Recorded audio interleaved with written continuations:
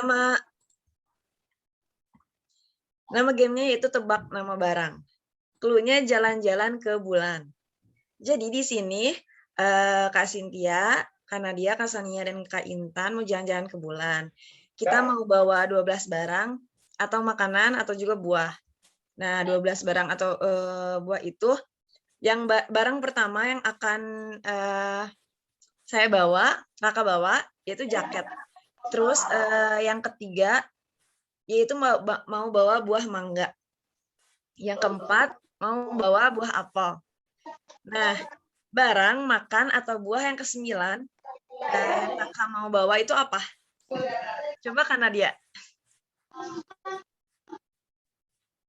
Kalau karena dia barang yang ke-9 mau bawa skincare, jadi pas bulan biar glowing, tetap glowing.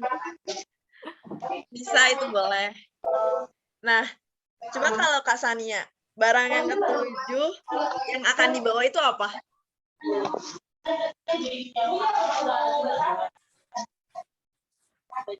Kalau Kak Sania, barang yang ke-7 mau bawa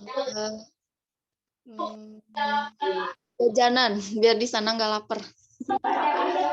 Nggak bisa, itu nggak boleh. Coba ada yang bisa jawab, enggak?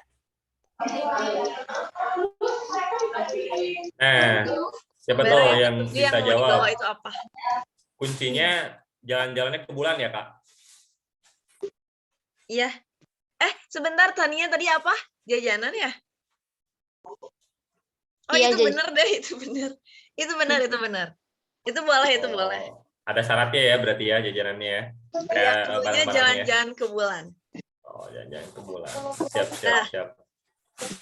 Coba, Siapa yang kalau yang ke-11 barang yang mau dibawa apa?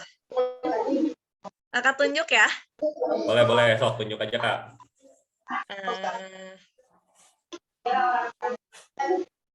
Dona deh, Dona.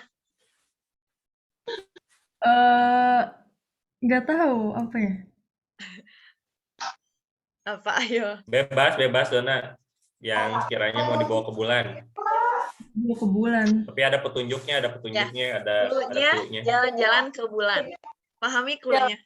Ya, pahami cluenya jalan-jalan ke bulan. Jadi kakak-kakak mau jalan-jalan ke bulan, bawa 12 barang atau buah-buahan.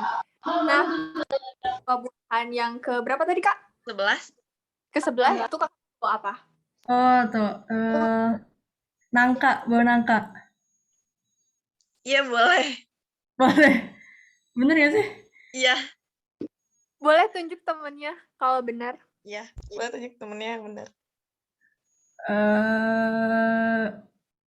Siapa ya?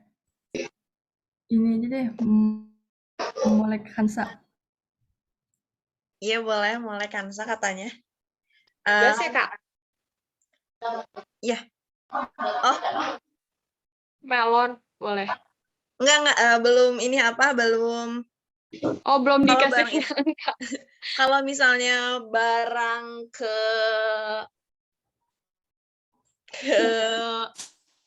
kelima, mulai mau bawa apa?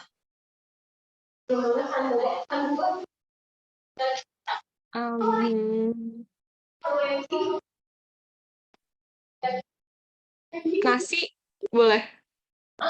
Enggak boleh. Ayo pahami lagi cluenya jalan-jalan ke bulan.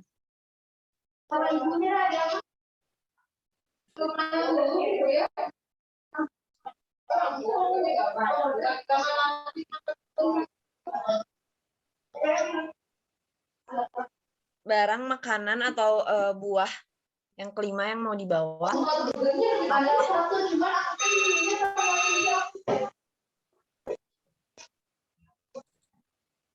Halo? Siapa lagi? Tadi Teta, mau coba Teta? Ya, Kak. Apa barang yang mau dibawa ke bulan? Kuncinya yang kelima. Yang kelima jalan-jalan ke bulan katanya. Air minum. Nggak bisa. Bulan, Teta, bulan kuncinya bulan. Kapsul. Nggak bisa. Belum boleh.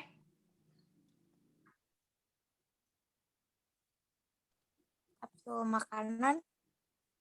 Macam kapsul makanan. Kapsul makanan katanya bisa nggak, Kak? Enggak, Nggak ya? Nggak ada bulan-bulannya ya? nggak boleh. Coba ada yang bisa jawab nggak? Barang kelima yang akan dibawa. Kasur. Nggak boleh. Matras. Bener, boleh itu boleh. Cluenya jalan-jalan ke bulan. Matras. Oh, Ada yang bisa nggak?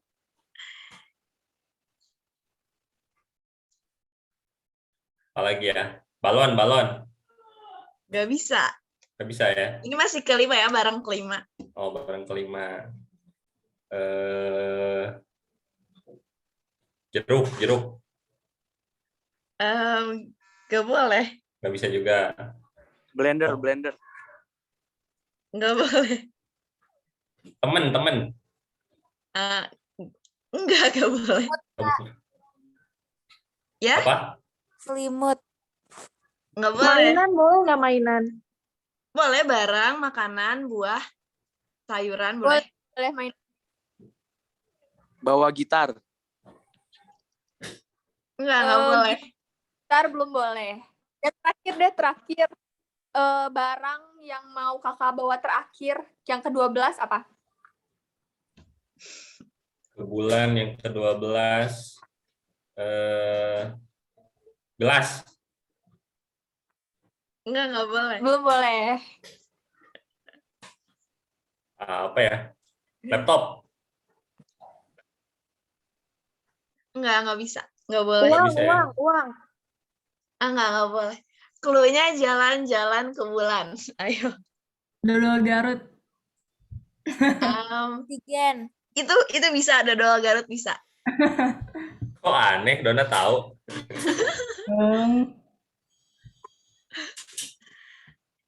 Atau ini mau dijelasin aja ya?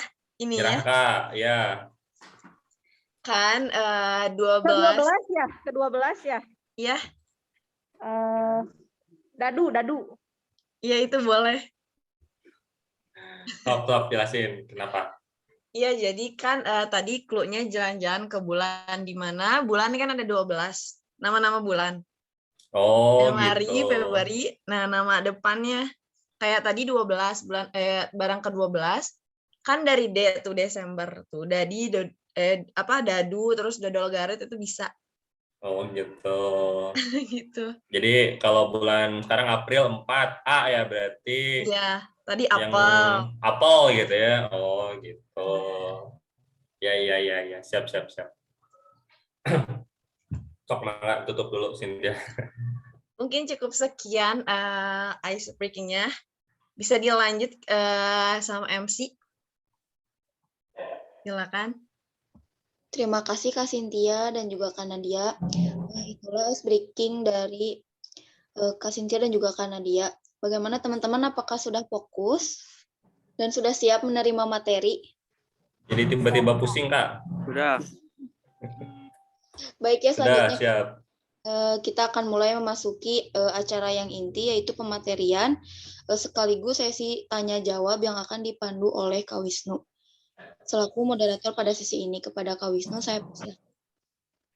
Oke, terima kasih Sania. Assalamualaikum warahmatullahi wabarakatuh. Selamat pagi Pak Nur Hidayat sebagai narasumber kita. Selamat pagi juga rekan-rekan tutor ya. Selamat pagi rekan-rekan mahasiswa PPL dan tentu saja adik-adik homeschooler yang Kak Wisnu cintai ya. Alhamdulillah kita bisa berkumpul dalam kegiatan hari ini ya yang berkaitan dengan talent mapping gitu, dengan tema talent mapping. Nah, tadi terima kasih kepada teman-teman mahasiswa PPL sudah memberikan ice breaking ya yang cukup untuk mengasah otak kita di pagi hari gitu biar segar kembali. Nah, ini cocok dengan kegiatan-kegiatan yang dilaksanakan ya di sekarang-sekarang ini karena soal-soalnya itu kalau soal-soal ujian sekarang ya yang akan dihadapi oleh nanti adik-adik homeschooler kelas 12 adalah soal-soal bertipe AKM ya, asesmen kompetensi minimal gitu. Jadi kalau soal-soal sekarang ya, ini juga buat pengetahuan semua homeschooler ya, baik itu kelas 10, 11, terutama kelas 12 yang mau nanti ujian, itu soalnya itu nggak hanya PG aja gitu, soalnya itu nggak hanya esai aja gitu, tapi ada beberapa bentuk jenis soal gitu yang intinya ngasih stimulus gitu ya ke kalian. Jadi bukan cuma hanya soal langsung ngukur kemampuan atau kompetensi akademis ya, tapi juga memberikan rangsangan berpikir gitu. Itu yang diharapkan oleh kementerian sekarang gitu ya. Itu yang diharapkan oleh filosofi pendidikan saat ini gitu. Jadi nanti soalnya itu ada pilihan ganda kompleks, ada uraian singkat, ada menjodohkan, tetap ada PG, ada esai juga gitu. Jadi nanti kalian di situ bukan cuma hanya sekedar ngisi PG pilihan A, B, C, D, tapi biasanya ada teksnya dulu, ada konteksnya dulu yang harus kalian pahami gitu ya. Nah itu dari situ diharapkan kalian bisa mendapatkan rangsangan berpikir gitu ya terkait dengan materi yang sedang diujikan juga gitu. Nah itulah tipe-tipe soal AKM ya. Nah, terutama yang sekarang kelas 10, nanti tahun depan itu kalian akan mengikuti asesmen nasional gitu. Nah, itu juga lebih kepada nanti literasi dan numerasi ya. Tapi sekali lagi tidak mengukur nilai individual. Kalau asesmen nasional itu mengukurnya adalah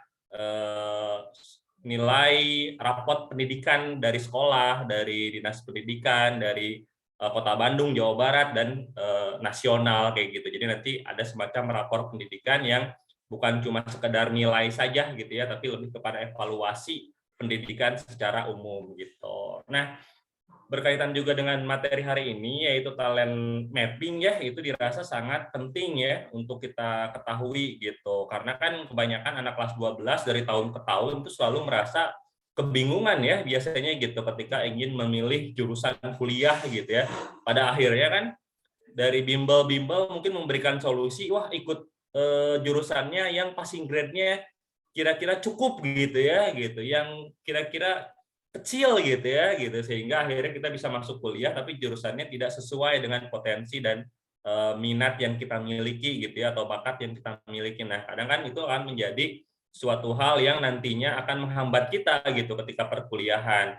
Nah, itu kan semoga nanti bisa dihindari ya, mungkin salah satunya adalah dengan kita mengenali sedini mungkin potensi kita seperti apa gitu ya, bakat kita seperti apa, sehingga kita memilih jurusan bukan cuma hanya sekedar dari passing grade-nya saja, tapi memang sesuai dengan passion kita. Nah, itu juga jadi PR bukan cuma anak kelas 12 saja, tapi tentu saja dari anak kelas 10 juga kelas 11, bahkan kalau bisa sedini mungkin ya gitu dari SD kita sudah bisa mengenali sedikit demi sedikit potensi yang kita miliki itu seperti apa gitu, biar nanti orang tua juga bisa memberikan gambaran ya Pak ya gitu ya mengenai arahan keterampilan kompetensi yang sekiranya harus dimiliki oleh anak, walaupun sifatnya tidak mutlak ya gitu, tapi kan hanya memberikan referensi lah minimal gitu.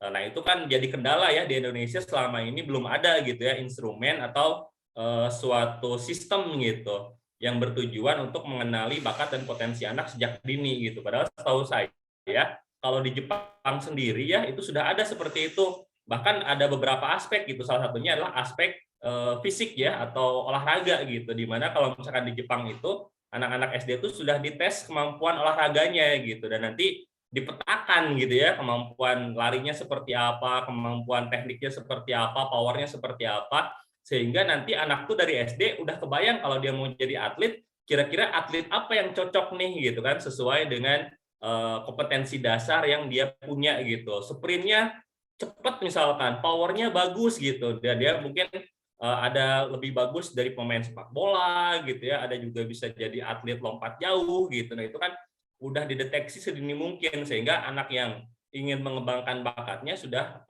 tahu kira-kira potensi ke arah mana. Nah, itu kan harapannya juga berlaku juga di bidang akademis ya, kita juga udah tahu potensi kita ke arah mana gitu, sehingga nanti kita bisa tahu, bisa membuat rencana gitu ya tentang masa depan kita gitu, kompetensi apa, keterampilan apa yang perlu kita latih gitu ya, jurusan apa yang nanti kita bisa masuk di perkuliahan gitu, yang bisa terus membangkitkan potensi kita dan mendukung bakat kita gitu ya. Nah, sehingga pada akhirnya salah jurusan itu bisa diminimalisir. Nah, itu yang mungkin nanti kita akan mendapatkan penjelasan gitu ya dari narasumber luar biasa kita hari ini, yaitu Pak Nur Hidayat Rahman nih, yang sudah berkecimpung 14 tahun ya Pak ya di bidang NLP ya. Nah, bisa dijelaskan sedikit Pak, NLP itu apa nanti mungkin ya, sekalian penjelasan juga gitu. Yang jelas Pak Nur Hidayat ini sudah berkecimpung lama, 14 tahun, 3 tahun sebagai website marketing, dan pastinya juga gelarnya sudah MBA, Magister Bisnis ya Pak, kalau MBA itu ya. Nah, nanti akan Pak Nur Hidayat menjelaskan sedikit juga gitu ya tentang background-nya seperti apa. Nah, mari kita tidak berlama-lama lagi, kita mendengarkan penjelasan dari Pak Nur Hidayat tentang talent mapping, tentang apa itu NLP, tentang pentingnya kita mengetahui bakat kita sedini mungkin, dan seperti apa nanti kita bisa mengetahui bakat dan karakter yang kita miliki gitu. Mangga Pak, dipersilahkan Pak Nur Hidayat. Atur nuhun Kang Wisnu. Assalamualaikum warahmatullahi wabarakatuh. Waalaikumsalam warahmatullahi wabarakatuh. Salam kenal buat adik-adik semuanya. Salam semangat ya. Saya senang dengan berbagi dengan adik-adik semuanya yang punya semangat untuk belajar dan bisa punya semangat untuk berhasil dalam bidang apapun, dalam apa yang kita akan lakukan ke depan. Seperti itu ya. Nah, saya akan mulai dari menyampaikan bahwa kalau kita lihat di dalam profil ada 7 top talent ya. Jadi ada 7 bakat puncak yang saya punya, yaitu developer, strategic, ideation, maximizer, significant, communication, dan analytical. Nah, mungkin banyak yang nggak ngerti itu makhluk apa itu kan, ada developer, strategic, ideation, maximizer, significant, communication, dan analytical. Jadi setiap orang itu punya 7 top talent yang akan istilahnya akan menjadi passionnya dia, supaya dalam fase hidupnya dia itu akan bekerja dan melakukan aktivitas yang enjoy, easy, excellent. Jadi yang menyenangkan, saking menyenangkan, jadi seolah-olah ada moto mengatakan bahwa setelah kamu melakukan aktivitas yang kamu enjoy, maka kamu setelah itu tidak perlu bekerja lagi. Karena kamu sedang menjalankan hobi kamu. Ya kan gitu. Karena kamu menjalankan apa ya aktivitas yang menjadi passion kamu, yang kamu sukai, maka kamu akan jadi gampang segala sesuatunya. Kemudian hasilnya juga jadi unggul. Dan yang paling penting adalah produktif, menghasilkan sesuatu di masa depan. Kan seperti itu. Nah, 7 top talent saya adalah developer. Berarti saya itu senang menjadiin orang lain berhasil. Nah, ini biasanya di bidang pendidikan, di bidang konsultasi, di bidang pengembangan sumber daya manusia. Ya, kalau kita lihat profilnya saya 14 tahun sebagai trainer, agensi eksekutif, regional sales development. Berarti saya lebih senang selama 14 tahun itu memang saya enjoy membuat, mengembangkan orang, menjadikan orang lain. Kemudian strategik, berarti berbicara tentang bakat untuk bisa bicara tentang how to, bagaimana caranya. Makanya saya misalnya sekarang menjadi praktisi talent mapping. Kenapa? Karena saya ingin menjadi seperti namanya saya, Nur Hidayat.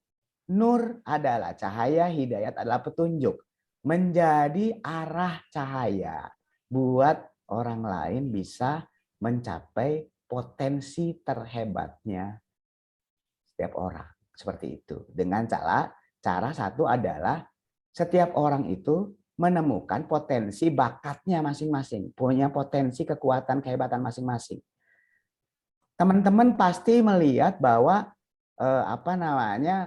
rata-rata semua orang sudah bercermin ya. Ya, sebentar ya. Oke, saya ini dulu. Slideshow dulu. Oh, sudah slideshow belum ya? Sudah cukup Pak, kelihatan. Oh, sorry.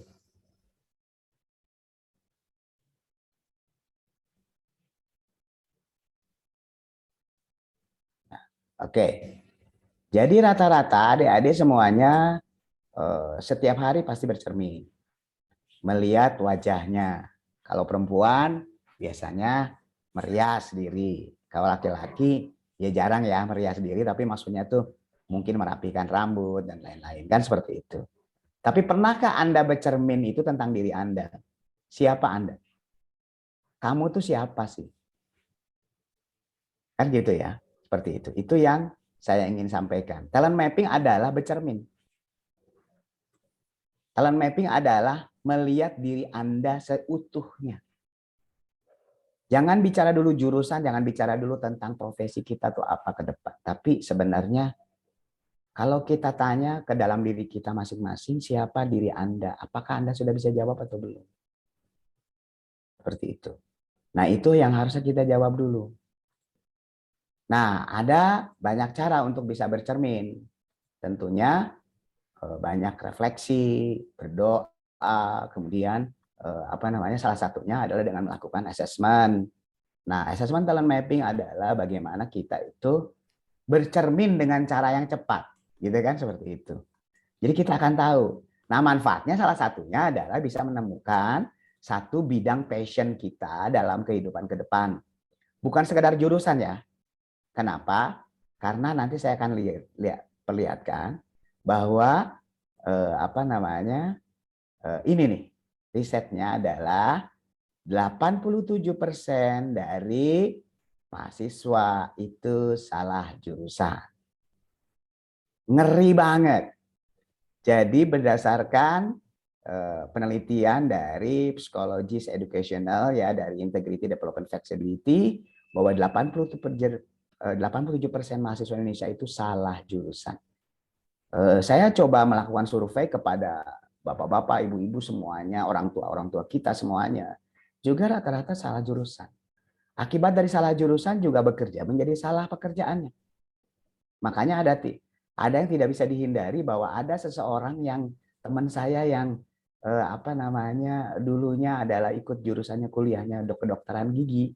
Sekarang ini jadi motivator untuk men-share tentang menjadi orang yang membagi tentang tips tentang kesehatan, menggunakan online Zoom, kemudian menggunakan website dan lain-lain. Kenapa? Karena ternyata setelah bercermin diri dengan melakukan talent mapping itu, maka dia ternyata lebih suka untuk berkomunikasi. Padahal seorang dokter gigi tidak bisa menyalurkan bakat dia sebagai communication. Kan nggak mungkin sambil nyabut gigi sambil bahasa Sundana ngacapruk gitu kan, ngomong, berkomunikasi, nggak bisa. Akhirnya semua orang akan menuju pada bakat hakikatnya yang kuat masing-masing, seperti itu. Oke, nah itu. Nah, dari Higher Education Paradox bahwa ternyata 14% warga Amerika itu sepakat bahwa pendidikan perguruan tinggi itu harus disiapkan sejak awal untuk kesuksesan di tempat kerja. Jadi bukan hanya jurusan dulu yang harus kita bicarakan. Adik-adik itu punya cita-cita nggak? Profesi apa yang ingin dijalankan di depan? Itu dulu yang harus kita tahu. Oh, saya ingin jadi dokter gigi. Oh, it's okay. It's good. Oh, saya ingin jadi pengacara. Oke, good. Saya ingin jadi seniman. It's okay, good. Jadi yang harus kita tahu adalah kita punya cita-cita seperti apa. Kemudian 10% atau 11% dari business leader sepakat bahwa pendidikan di perguruan tinggi hanya akan memberikan skill dan kompetensi di tempat kerja yang mereka butuhkan. Ada ketidaknyambungan yang masif antara pendidikan di perguruan tinggi dengan kebutuhan di tempat kerja yang disiapkan untuk kerja. Jadi artinya bahwa sudah salah jurusan, udah gitu salah kerja. Akhirnya tersesat di tengah jalan. Maka penyakit bertambah banyak. Kenapa? Karena bekerjanya tidak 4E itu tadi. Tidak easy, enggak gampang kerjanya. tidak enjoy, nggak happy kerjanya. Makanya ada yang disebut dengan I don't like Monday. Saya nggak suka dengan Senin. Kenapa Senin? Sama dengan saya tidak melakukan pekerjaan sesuai dengan yang saya sukai. Thanks God for Friday. Terima kasih untuk hari Jumat. Kenapa? Karena berarti sudah berhenti dari situasi yang tidak menyenangkan. Oleh karena itu, mumpung adik-adik masih junior, masih dalam dunia pendidikan, starting dari mengambil bidang passion yang seharusnya sejak awal sudah tahu. Yang kedua, yang berikutnya adalah tetapkan jurusan yang nyambung nanti ke profesi yang Anda ingin idam-idamkan atau cita-citakan sesuai dengan passion dan bakat Anda masing-masing. Itu dulu. Oke. Nah, ujung-ujungnya sebenarnya kenapa sih kita tuh harus tadi sesuai jurusannya, sesuai dengan karirnya. Karena kita itu ingin menjadi orang yang sukses, betul tidak ya? Betul pastinya kan? Kita itu ingin jadi orang yang sukses. Tapi sukses itu apa teman-teman? Ada yang bisa jawab nggak? Sukses itu apa sih? Yo, siapa yang bisa jawab? Meske, gimana bisa jawab sukses itu apa, Meske? Sukses itu apa ya? Tercapai cita-citanya. Tercapai cita-citanya. Oke, good. Ada yang lain? Jundi, gimana Jundi? Sama sih, mencapai apa yang kita tuju, apa yang kita cita-citain. Nah, cita-citanya apa Oke, Jundi? yang kita tuju, ya, seperti itu. Terus, ada lagi yang lain? Lukita, gimana Lukita? Keberhasilan seseorang dalam mencapai tujuannya. Keberhasilan seseorang dalam rangka mencapai tujuannya. Baik. Ada yang lain? Lagi? Masih ada lagi? Cukup ya, Pak? Cukup. Oke, kebanyakan dari yang barusan dijawab adalah fokus kepada diri kita. Jadi kita berbicaranya tentang bahwa sukses adalah tentang diri kita. Jarang banget yang kita bicara sukses tentang orang lain. Sukses itu adalah sebenarnya seseorang manusia diukur kualitasnya dari seberapa manfaatnya bagi orang lain. Makanya kita itu bekerja bukan sekadar mencari uang, tapi bagaimana kita bisa memberikan apa yang kita punya untuk bermanfaat buat orang lain, buat negara, buat bangsa, buat apa yang kita sudah lakukan itu. Seperti itu. Jadi intinya adalah kesuksesan kalau kita melakukan apa yang sudah sesuai cita-citanya, terus so what gitu loh. Kalau sudah sesuai cita-cita. Memberi manfaat buat orang lain atau enggak? Kalau tidak memberikan manfaat buat orang lain, maka sebenarnya kita belum bisa sebut sebagai sukses. Kita akan sukses adalah jika setelah tercapai cita-citanya juga bisa memberikan manfaat buat orang lain. Sebesar-besarnya manfaat untuk orang banyak, untuk orang lain. Seperti itu. Nah, itu sukses yang sebenarnya kita tuju. Oke. Nah, kalau kita bicara sukses, kita bicara tentang how to dan which way. Jadi ada jalan, ada jalur, ada jalan untuk sukses, ada bagaimana cara sukses. Dua-duanya harus dipertimbangkan. Tidak bisa salah satu aja. Akibat dari how to dan which way, maka kita akan punya 4 kuadran. Ada jalan yang salah, ada jalan yang benar. Ya, ada bagaimana caranya yang salah, ada juga yang caranya yang benar. Yang mana cobanya kita akan kejar? Tentunya arahnya yang benar dan caranya juga benar. Tapi pada kenyataannya kita akan bisa menghadapi 4 kemungkinan. Pertama adalah caranya salah juga jalannya salah. Sudah tersesat juga caranya juga salah. Naik beca mau tujuannya ke Jakarta tapi naik beca perginya ke Jogja. Beda arah tuh. Maka sudah hanya tidak tersesat tapi juga nggak bisa nyampe tujuan dengan cepat. Kemudian yang kedua, mungkin kita tentukan arahnya harus benar dulu nih. Misalnya ke Jakarta. Berarti tetapi caranya masih salah, masih naik beca, maka yang akan disebut juga arrive at destination slowly. Anda akan tiba di tujuan di Jakarta tapi dengan lambat. Ada juga orang yang caranya benar tapi salah arah, salah tujuan. Jadinya arahnya ke arah Jogja, bukan ke arah Jakarta, tapi caranya benar. Misalnya naik pesawat. Terbanglah, terbang ke Jogja. Langsung sampai di Jogja langsung. Jogja. Loh, kan saya mau ke Jakarta. Nah, berarti tersesat dengan cepat. Jadi ada tiba dengan lambat, ada tersesat dengan cepat.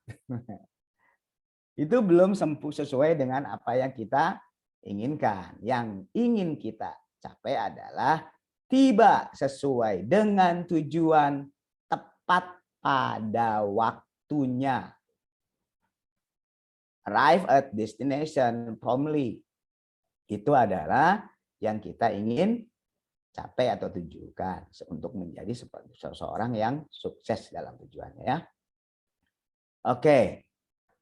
Nah, sukses itu adalah jalan menuju sukses itu yang paling penting adalah terkait dengan jalan menuju sukses itu terkait dengan individual unique features. Jadi setiap orang itu memiliki features unik secara individu. Setuju tidak bahwa setiap orang itu unik? Setuju. Setuju ya? Coba kita perhatikan. Ternyata dari manusia itu 1:7,5 miliar lebih itu tidak bisa disamakan. 1:7,5 miliar berarti sekembar sekalipun itu tidak bisa sama. Tapi itulah keunikan manusia dan itulah kehebatan maha besarnya Allah. Bahkan setiap orang itu berbeda dan unik. Kan seperti itu. Anda adalah very special, Anda adalah limited edition. Anda adalah edisi terbatas dan Anda sangat spesial. Jadi kalau ada orang yang merasa gagal, ada yang merasa tidak berhasil, ada yang merasa bukan orang luar biasa, salah besar. Karena Anda sedang tidak mempercayai kekuasaan dan kemahabesaran Allah. Mana mungkin Allah Maha Pencipta menciptakan manusia yang jelek. Semua manusia itu bagus. Semua manusia itu hebat. Tinggal masalahnya apakah tempatnya benar atau tidak. Caranya benar atau tidak. Arahnya benar atau tidak. Sesuai dengan potensinya enggak, sudah bercermin atau belum, itu dulu yang harusnya kita renungi. Oleh karena itu kita masing-masing itu punya strength, potential dan limitation. Nah, keterbatasan itu juga bukan sesuatu yang akan menyebabkan menjadi faktor kegagalan, tapi harus disiasati. Bagaimana dengan keterbatasan kita itu bisa disiasati dan malah menjadi sebuah potensi kekuatan. Kalau kita perhatikan misalnya sekarang nih, kalau orang misalnya sekarang tidak punya indera yang lengkap, tidak punya mata, Allah itu langsung bisa tempatkan matanya itu di tempat lain, di jenis lain.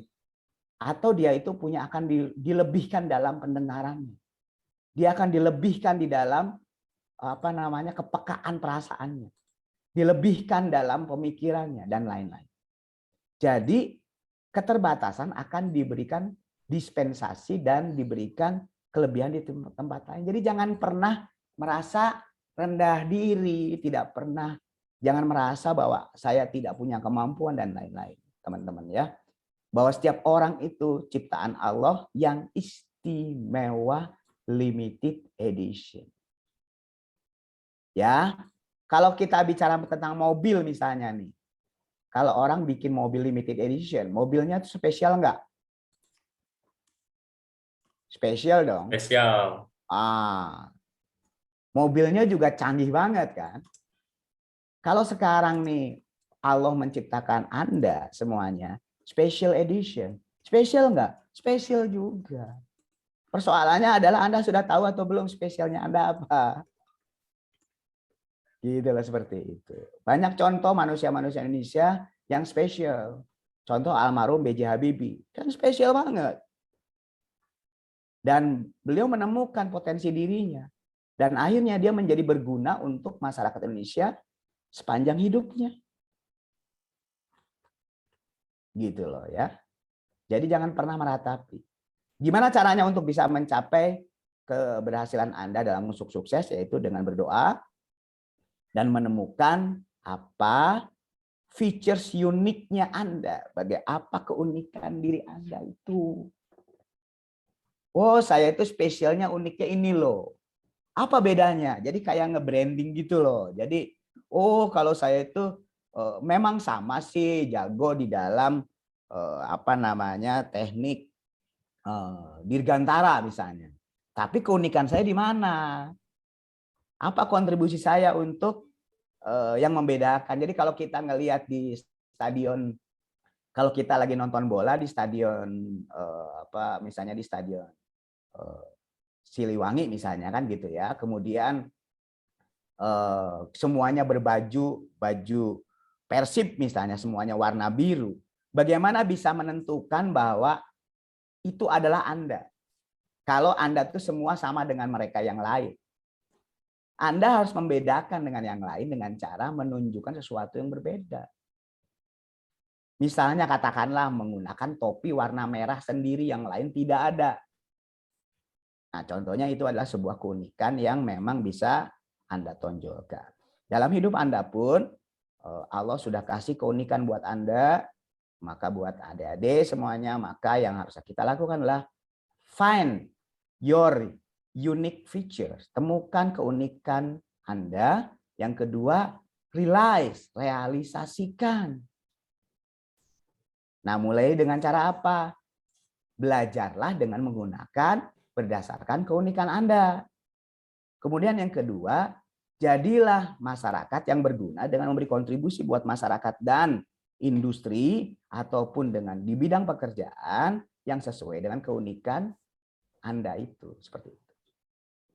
Keunikan manusia itu bukan dilihat dari warna kulit, bukan dari agamanya, bukan dari kelompok keetnisannya, bukan dari warna rambutnya, bukan dari tinggi dan berat badannya. Ya, bukan itu. Tapi keunikan Anda itu ada dari misi yang Anda punya. Misi adalah alasan keberadaan Anda di dunia ini. Jadi Allah tuh sudah bikin. Kalau gajah itu sudah diciptakan memang sudah langsung aja. Fungsinya sebagai gajah. Kalau sebagai harimau, dia akan sebagai harimau. Sebagai tanaman, dia akan sebagai tanaman. Tapi manusia itu walaupun sudah dilahirkan hebat, tapi dia itu harus menemukan dulu apa alasan keberadaannya. Enggak seperti binatang atau tanaman yang sudah langsung ditentuin pekerjaannya.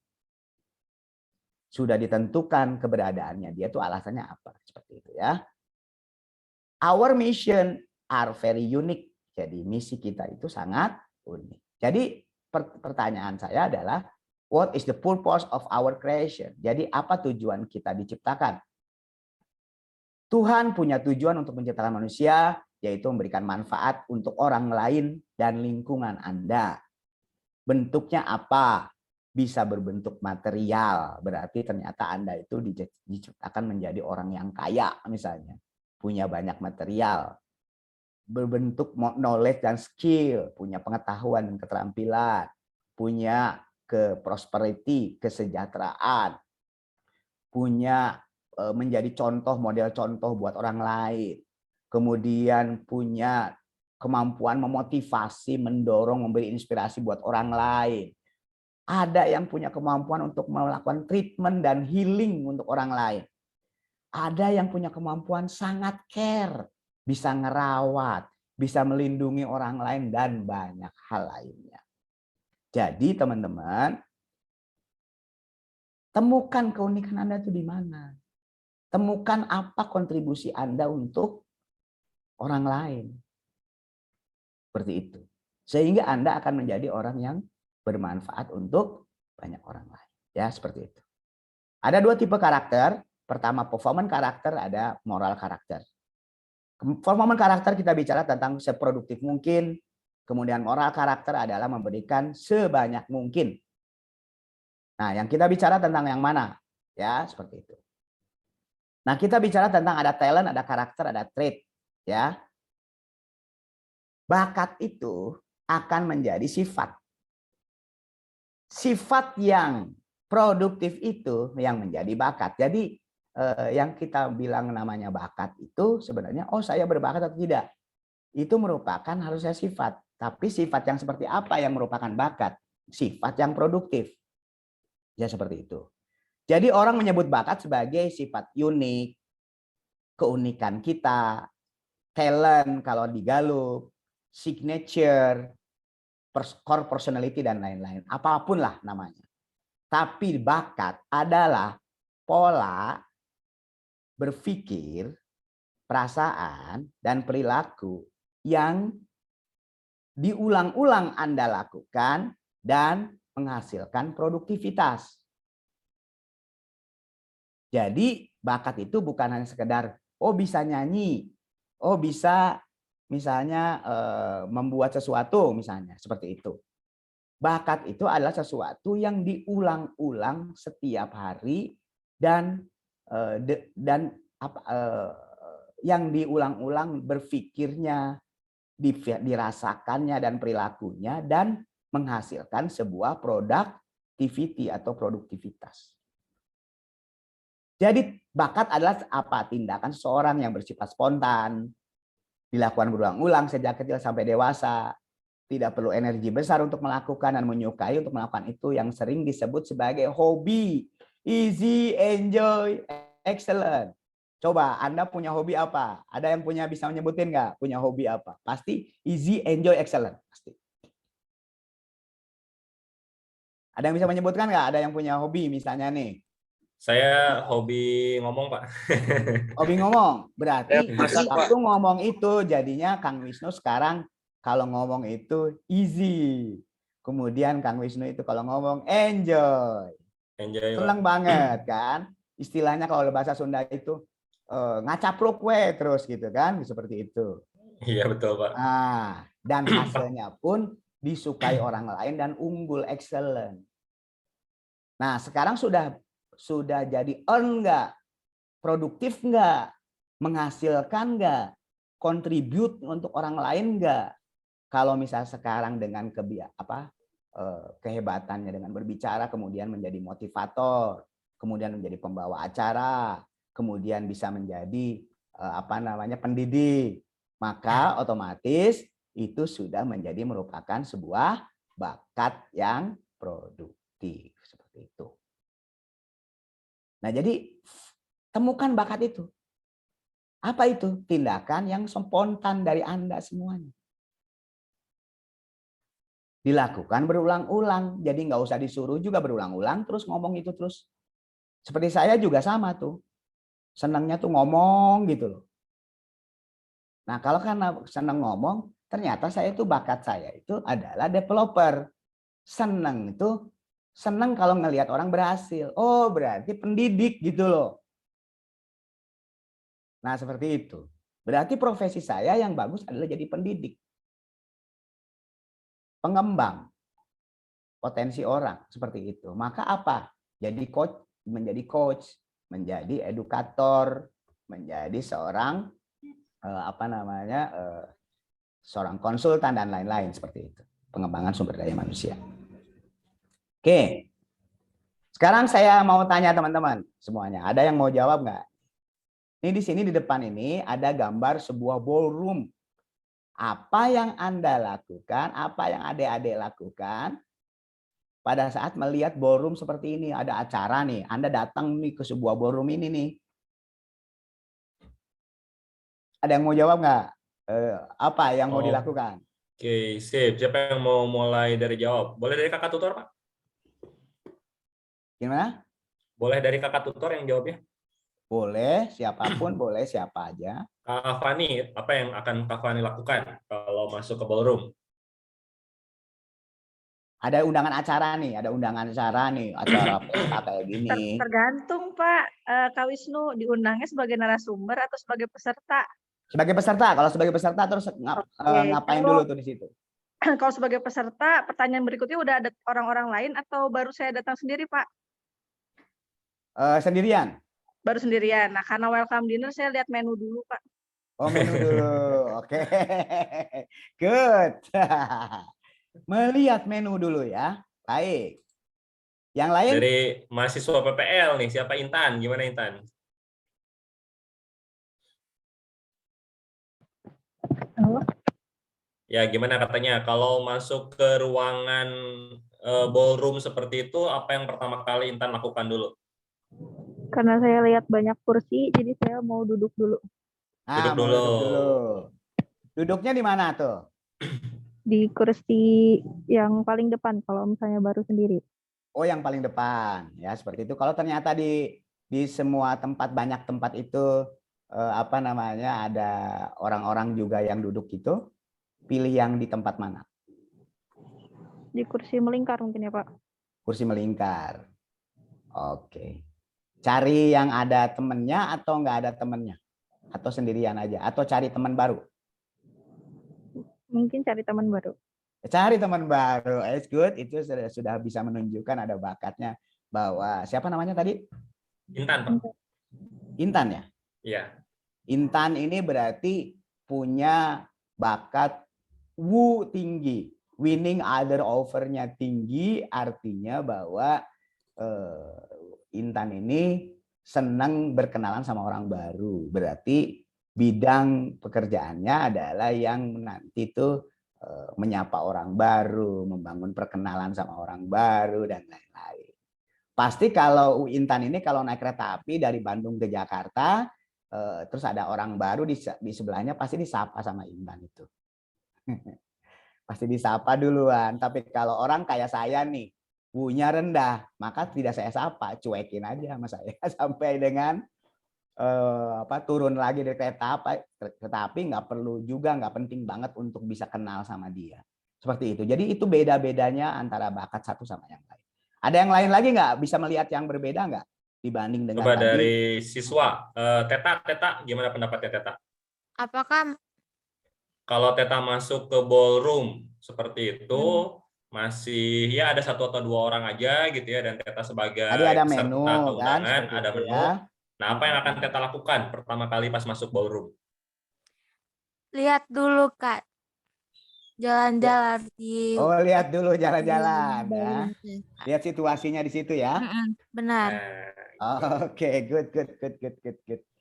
Nah, itu yang membedakan antara bakat satu dengan bakat yang lain. Yang dimaksud dengan bahwa pola spontannya orang pada saat datang ke dari sebuah tempat. Maka apa? Ada yang disebut wu tadi, winning other over, yaitu dia cari teman yang terbaru. Jadi dia tidak cari orang yang sudah kenal, tapi dia cari orang baru. Kesempatan untuk berkenalan sama orang baru. Ya, seperti itu. Ada juga yang relator. Dia malah cari teman yang sudah kenal.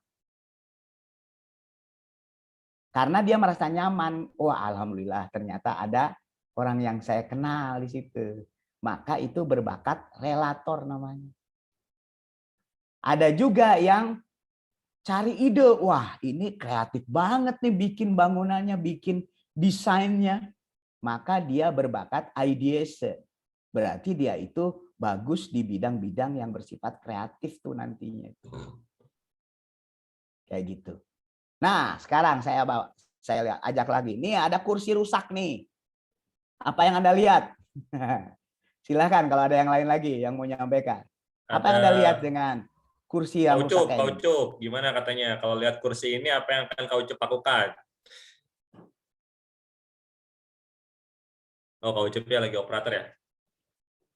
Kita ganti dengan Kak Opik. Gimana Kak Opik? Ya, Kak Wisnu. Nah, kalau lihat kursi seperti itu, apa yang akan Taufik lakukan katanya?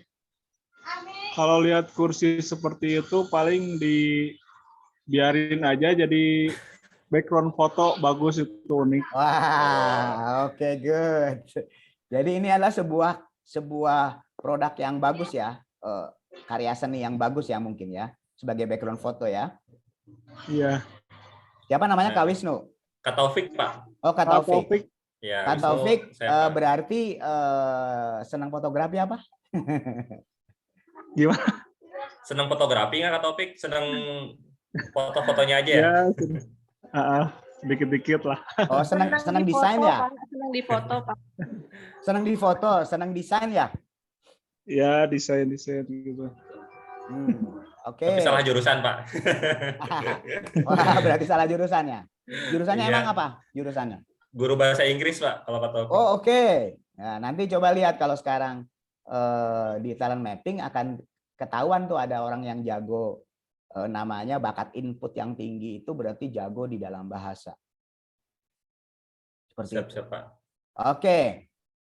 Kita lihat ya. Jadi apa yang akan dilakukan pada saat orang itu? Mereka ada yang alternatifnya adalah ada yang punya kemendesakan untuk memperbaikinya. Jadi dia ngelihat kursi ini kursi yang rusak. Aduh, harus saya perbaiki. Berarti dia berbakat restoratif. Bisa nanti profesinya adalah apa? Nanti digabungkan dengan bakat yang lain. Bisa jadi mekanik bengkel. Bisa mekanik, bisa jadi tukang memperbaiki. Pokoknya segala hal itu dia ingin perbaiki. Orang yang punya bakat restoratif, teman-teman. Oke. Ada yang punya bakat input. Tadi tuh, waduh, ini sih unik banget nih. Kayaknya datang dari tahun berapa ini kursinya nih. Berarti punya bakat input yang tinggi. Termasuk tadi berbahasa itu. Wah, ini koleksi aja, nggak usah diperbaiki, nggak apa-apa. Tapi atau diperbaikinya harus betul-betul didesain sedemikian rupa supaya tidak mengganggu keasliannya, misalkan gitu. Ya, kemudian ada yang menganggap ini kacau balau nih. Maka dia disebut sebagai punya bakat disiplin kuat. Jadi pengen ngerapihin aja. Pengen ngeberesinnya aja kan gitu loh seperti itu. Jadi saya itu, Pak. Nah, Kang Wisnu berarti. Nah, itu berarti bisa tanpa harus melakukan assessment bisa disebut bahwa kalau kita di talent mapping maka salah satunya disiplin kuat itu yang akan menjadi keluar dari sebagai kekuatan disiplinnya itu. Dan orang sukses kan butuh orang disiplin yang kuat kan gitu. Cuman ada yang spontan, ada yang tidak spontan. Gitu loh seperti itu. Oke. Tapi pasti gatel tuh kayak sama Kang Wisnu ini pasti gatel nih. Aduh gimana nih ngeberesinnya nih kan gitu loh seperti itu ya. Betul. Oke. Nah, sekarang kita bicara tentang KSA, knowledge, skill, dan attitude. Itu adalah faktor yang menyebabkan kita berhasil, yaitu ada pengetahuan, ada skill, dan ada attitude. Apakah itu cukup atau enggak, teman-teman? Adik-adik semuanya. Apakah itu cukup atau tidak? Tentunya tidak cukup. Punya pengetahuan yang memadai, punya skill yang memadai, punya attitude yang bagus. Apakah itu cukup atau tidak? Tidak. Kenapa? Harus ada T dan ada E. Talent. Jadi bukan hanya attitude, punya skill, punya knowledge, tapi juga harus punya talent juga. Harus punya bakatnya juga. Yang tadi, easy, enjoy, excellent. Attitude, skill, knowledge, dan environment. Jadi orang yang berbakat bermain piano tidak akan pernah bisa jadi pemain piano yang hebat sepanjang seumur hidupnya kalau dalam sepanjang hidupnya tidak pernah diperkenalkan yang namanya piano. Jadi lingkungan juga penting untuk disediakan. Tapi yang paling penting dulu adalah temukan dulu talentnya di mana. Apakah memang punya talent bermain piano atau tidak? Seperti itu. Orang yang senang ngebersihin tadi misalnya nih, tipe disiplin tinggi. Kemudian kalau ada yang misalnya ingin dirapihin, dibersihin, diperbaiki, maka tidak akan pernah bisa memperbaiki kalau dia tidak ada lingkungan yang memang mendukung dia untuk bisa memperbaiki sesuatu. Jadi attitude, knowledge, skill, tapi juga penting environment dan talent. Oke, right or wrong, benar atau salah? Waktu SD, waktu SMP, waktu SMA. Ya, semuanya fokusnya adalah bagaimana caranya bisa diwisuda, bisa lolos di sekolah itu. Dan itu disebut sebagai sebuah kehidupan yang bermakna. Waktu SD ke SMP, maka A kecil, S kecil, K gede. Yang banyak dipelajari adalah knowledge. Attitude nggak diajarin terlalu banyak, skill juga nggak diajarin terlalu besar. Jadi makanya disebut A kecil, S kecil, K gede. Pertanyaan saya sekarang, waktu SMP ke SMA gimana? Sama. Sami mawon, A, S, K. Ya kan? Terus, waktu kuliah? Sama. Sami mawon, A, S, K gede. Jadi sejak SD, SMP, SMA, kita itu dijejelin pengetahuan, attitude dan skillnya itu tidak diajari, tidak ditekankan. Waktu masuk ke tempat kerja, S yang diminta gede. A-nya kecil, K-nya kecil, attitude-nya nggak terlalu diminta, knowledge-nya nggak diminta, skill-nya yang diminta. Jadi nggak nyambung antara sekolah dengan dunia kerja. Tapi hidup yang bermakna itu adalah harus ditambahkan T dan A yang gede. Talent dan attitude. Skill dan knowledge kecil aja. Jadi mau hebat sehebat apapun skillnya, sehebat apapun knowledge-nya, kalau talentnya, bakatnya tidak sesuai dengan passionnya, tidak sesuai dengan sudah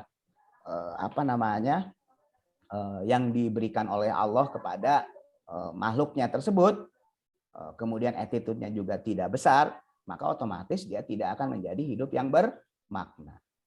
Oleh karena itu, mari kita tanya ke dalam diri kita masing-masing. Jadi siapa tuh saya? Kita nggak nyambung kan? Jadi belajar, pada akhirnya waktu bekerja ternyata tidak sesuai. Kebanyakan orang Amerika tidak tahu apa kekuatan mereka. Ketika Anda tanya mereka akan kelihatan bingung dan mereka merespon sebagai subject knowledge. Seperti misalnya dengan yang mana itu merupakan jawaban yang salah. Asalnya kekuatan itu apa? Jadi kita bicara tentang definisi kekuatan. Tadi kita bicara bakat, tapi juga bicara kekuatan itu juga penting. Artinya bahwa bakat-bakat yang dikumpulkan itu menjadi sebuah kekuatan. Kekuatan adalah kemampuan untuk secara konsisten menyediakan sebuah performance sempurna dalam aktivitas tertentu. Nah, yaitu bakat, pengetahuan, skill dengan menggunakan waktu yang digunakan seperti praktik, mengembangkan skill, membangun pengetahuan dan lain-lain. Nah, jadi kekuatan itu mengacu pada Abah Rama menggunakan tadi yang seringkali saya berkali-kali mengatakan kudu enjoy, easy, excellent, dan earn. Jadi gambarnya gini. Easy, enjoy, excellent, earn. Apakah Anda sudah melakukan sesuatu secara easy? Setiap harinya Anda sudah lakukan sesuatu yang easy enggak? Yang enjoy enggak? Yang excellent enggak? Yang earn enggak? Maka Anda akan jenius. Atau seperti background saya di belakangnya, Anda akan jadi orang hebat. Kalau Anda sudah melakukan sesuatu yang easy, yang enjoy, yang excellent, dan earn, yang produktif. tidak akan jadi unggul dan hebat kalau Anda belum menghasilkan nomor 4, earn, tidak produktif. Jadi bisa jadi ada sesuatu yang enjoy, easy, dan excellent. Main game. Misalnya, main game easy. Ya, easy, gampang main gamenya. Enjoy. Ya, saya suka enjoy. Excellent. Wah, saya selalu menang loh di dalam game. Jadi duit nggak? Memberi manfaat buat orang lain nggak? Kalau tidak memberikan manfaat buat orang lain, maka Anda belum mencapai 4E tadi. Harus bisa menghasilkan dan memberikan kebermanfaatan buat orang lain. Oleh karena itu tadi mendefinisikan tentang kesuksesan adalah kebermanfaatan sebanyak mungkin untuk orang lain. Oke. Nah, jadi yang harus kita lakukan adalah kita punya potensi-potensi kekuatan harus direalisasikan jadi kekuatan. Kekuatan itu yang direalisasikan akan menghasilkan yang produktif. Seperti itu. Nih gambar kampak. Kemudian dipertajam, diasah, dan hasilnya adalah bisa menghasilkan hasil yang lebih cepat dan akurat. Seperti itu ya. Oke. Strength potential ya. Nih, jadi potensi adalah seperti adonan kue. Maka bakat adalah sudah menjadi hasilnya merupakan bahan-bahan ini. Ini jadi adukan yang jadi dicampurkan. Kan seperti itu ya. Nah, contoh orang yang punya analytical, orang yang sangat careful, apa namanya itu careful itu? Hati-hati. Hati-hati, teliti gitu ya. Perfeksionis dan firm, benar-benar akurat, maka dia akan jadi seorang quality control manager. Kalau Anda itu adalah easily say hello, kayak tadi tuh, siapa tadi yang wu tinggi tadi, yang nyapa semua orang tuh tadi. Friendly, helpful, empathy, maka keluarnya adalah jadi seorang account sales. Bisa jadi seorang yang bisa jualan dan sukses dalam penjualannya. Kenapa? Karena dia itu orangnya easily say hello, friendly, helpful, empathy. Ada juga yang introvert, nggak terlalu banyak interaksi dengan orang lain. Restoratif, senang memperbaiki. Analytical, analisanya kuat. Careful, sangat teliti dan hati-hati. Maka jadi seorang programmer komputer atau programmer aplikasi. Jadi semua profesi-profesi itu datang dari talentnya. Bahan bakunya adalah yang harus kita tahu. Bahan bakunya tuh saya itu apa aja ya, seperti itu ya. Nah, ada 34 bakat yang dikombinasikan itu jadi potensi kekuatan. Potensi kekuatan itu jadi strength tipologi, jadi sebuah tipologi kekuatan seperti itu ya. Nah, jadi peta bakat itu kalau sekarang kita jelasin itu ada macam-macam nih. Jadi ada yang cara berpikirnya otak kiri, dominan otak kiri, ada yang dominan otak kanan. Kalau otak kiri itu detail kayak orang semut, ngelihat sesuatu secara detail banget, kecil di bawah gitu kan. Kemudian right thinking adalah orang yang helikopter view, jadi orang naik helikopter di atas tuh. Berarti ini orang kreatif, itu ada di right thinking, left thinking. Jadi ada yang ngiri banget, ada yang nganan banget, gitu kan. Nah, jadi kita harus tahu dulu apakah kita termasuk orang yang ngiri banget atau nganan banget, atau nggak ngiri, nggak nganan. Kan gitu ya. Cara influencing sama orang lain juga akan ada yang disebut dengan komen. Ada yang dengan menjadi orang yang ngedrive, mengarahkan, jadi pemimpin. Ada yang menginisiatif dari awal dan lain-lain. Ada aktivator, ada competition, ada maximizer. Ini masing-masing beda nih. Ini orang maximizer ini orang-orang yang perfeksionis. Berarti kalau bikin produk, produknya itu bagus banget. Kalau bikin sesuatu itu pasti akan bagus banget nih maximizer. Signifikan, senangnya tampil. Kan gitu ya. Ada yang wu tadi yang mau wu itu adanya bahwa cara mempengaruhi dia tuh dengan cara nyapa orang baru duluan, kan gitu ya. Ada yang kayak Kang Wisnu ini, communication kuat. Apa? Dengan cara ngomong, meyakinkan orang lainnya, kan gitu ya. Jadi ada 4 klaster nih, ada relating, bagaimana cara bekerja sama dengan orang lain, bagaimana cara semangat kerjanya dipengaruhi oleh apa tuh? Oleh restoratif kah, deliberatif kah, rearranger kah, oleh disiplin. Nah, Kang Wisnu tadi ternyata striving semangat kerjanya kalau dalam situasi yang disiplin. Jadi kalau sekarang situasinya nggak teratur, mungkin akan jadinya tuh, aduh, males banget jadinya tuh kan, Betul, lemes Pak. kayak gitu. Kalau berantakan jadi malas kerja, Pak. Nah, itu contoh itu adalah striving tuh, Kang Wisnu tuh. Jadi setiap orang itu akan ditentukan di sini dulu nih, Kang Wisnu. Jadi thinkingnya, influencingnya, strivingnya, relatingnya itu dari sisi mana, nanti baru ditemukan apa potensi kekuatannya. Dan itu akan menjadi sebuah jurusan. Kesimpulannya adalah kekuatan itu datang dari bakat, datang dari attitude, datang dari skill, datang dari knowledge. Dari pengetahuannya itu. Ya. Oke. Ini tidak perlu saya bahas lebih terlalu banyak. Nah, tapi kita bicara tentang, oh kan setiap manusia kan punya kekuatan, punya keterbatasan katanya kan gitu, punya kelemahan. Kang Wisnu punya kekuatan disiplin, pasti punya kelemahannya tuh. Nah, kelemahannya di mana nih? Nah, kelemahannya terus diketahui bukan untuk diratapi, tapi dihindari sebisa mungkin melakukan aktivitas-aktivitas yang merupakan kelemahan kita. Kalau enggak, dipinjam kekuatan orang yang punya kekuatan di situ. Gitu loh. Jadi kasih borrow strength, pinjam kekuatan orang. Jadi pinjam, kasih ke orang lain yang punya kemampuan di situ, kita minta dia yang melakukan itu. Contoh misalnya, kuat nggak di bidang administrasi? Oh, administrasi saya ternyata lemah. Maka administrasi kasih aja ke orang lain. Biar kita fokus pada kekuatannya. Fokus on strength. Oke. Nah, ini saya tidak perlu terlalu jelas, ya, terlalu bahas banyak. Nah, ini adalah nanti bicaranya adalah, jadi dengan melakukan talent mapping, meningkatkan kesadaran diri tentang peran dan misi unik yang Allah berikan kepada kita. Dan kita adalah pribadi yang tidak ada kesamaannya. Setiap orang itu punya perbedaannya. Kita bisa mengevaluasi kembali jalan hidup kita, apakah sudah sesuai dengan panggilan hidup atau tidak.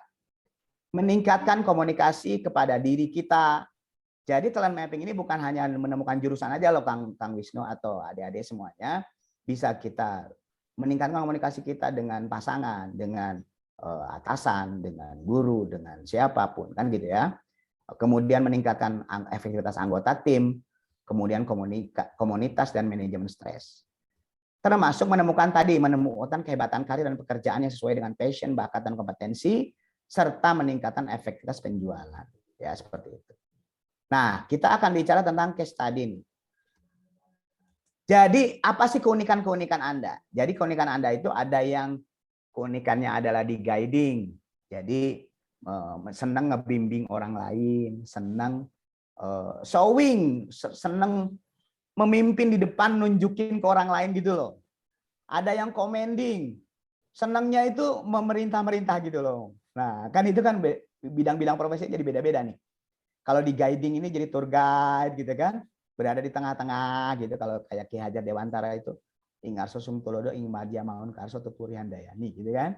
Nah, ini showing di depan, Ingarso Sumtulodo, guiding Ing Madya Mangun Karso gitu kan. Tuturi Handayani di belakang. Commending juga ini termasuk dalam Ingarso Sumtulodo. Ada yang keunikan feature-nya itu accounting. Senangnya itu hitung-hitungan gitu kan. Angka-angka suka. Ada yang senangnya helping ya. Jadi maksudnya itu bawaannya itu ngebantuin orang lain gitu loh. Kalau ngebantuin orang lain itu senang banget gitu ya. Ada yang senangnya ngedesain, menciptakan sesuatu. Ada yang fokus pada target.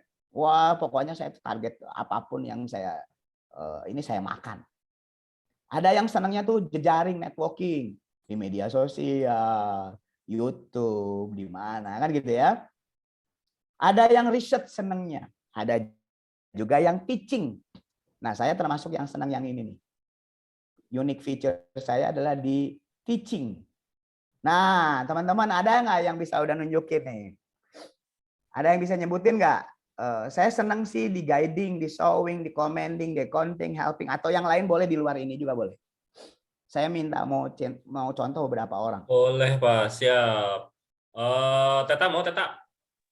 Apakah Teta kira-kira yang berkaitan sama Teta tuh dari gambar di atas, Teta lebih ke yang mana? Guiding, showing, atau misalkan Teta sudah mengenali bakat Teta apa sebenarnya?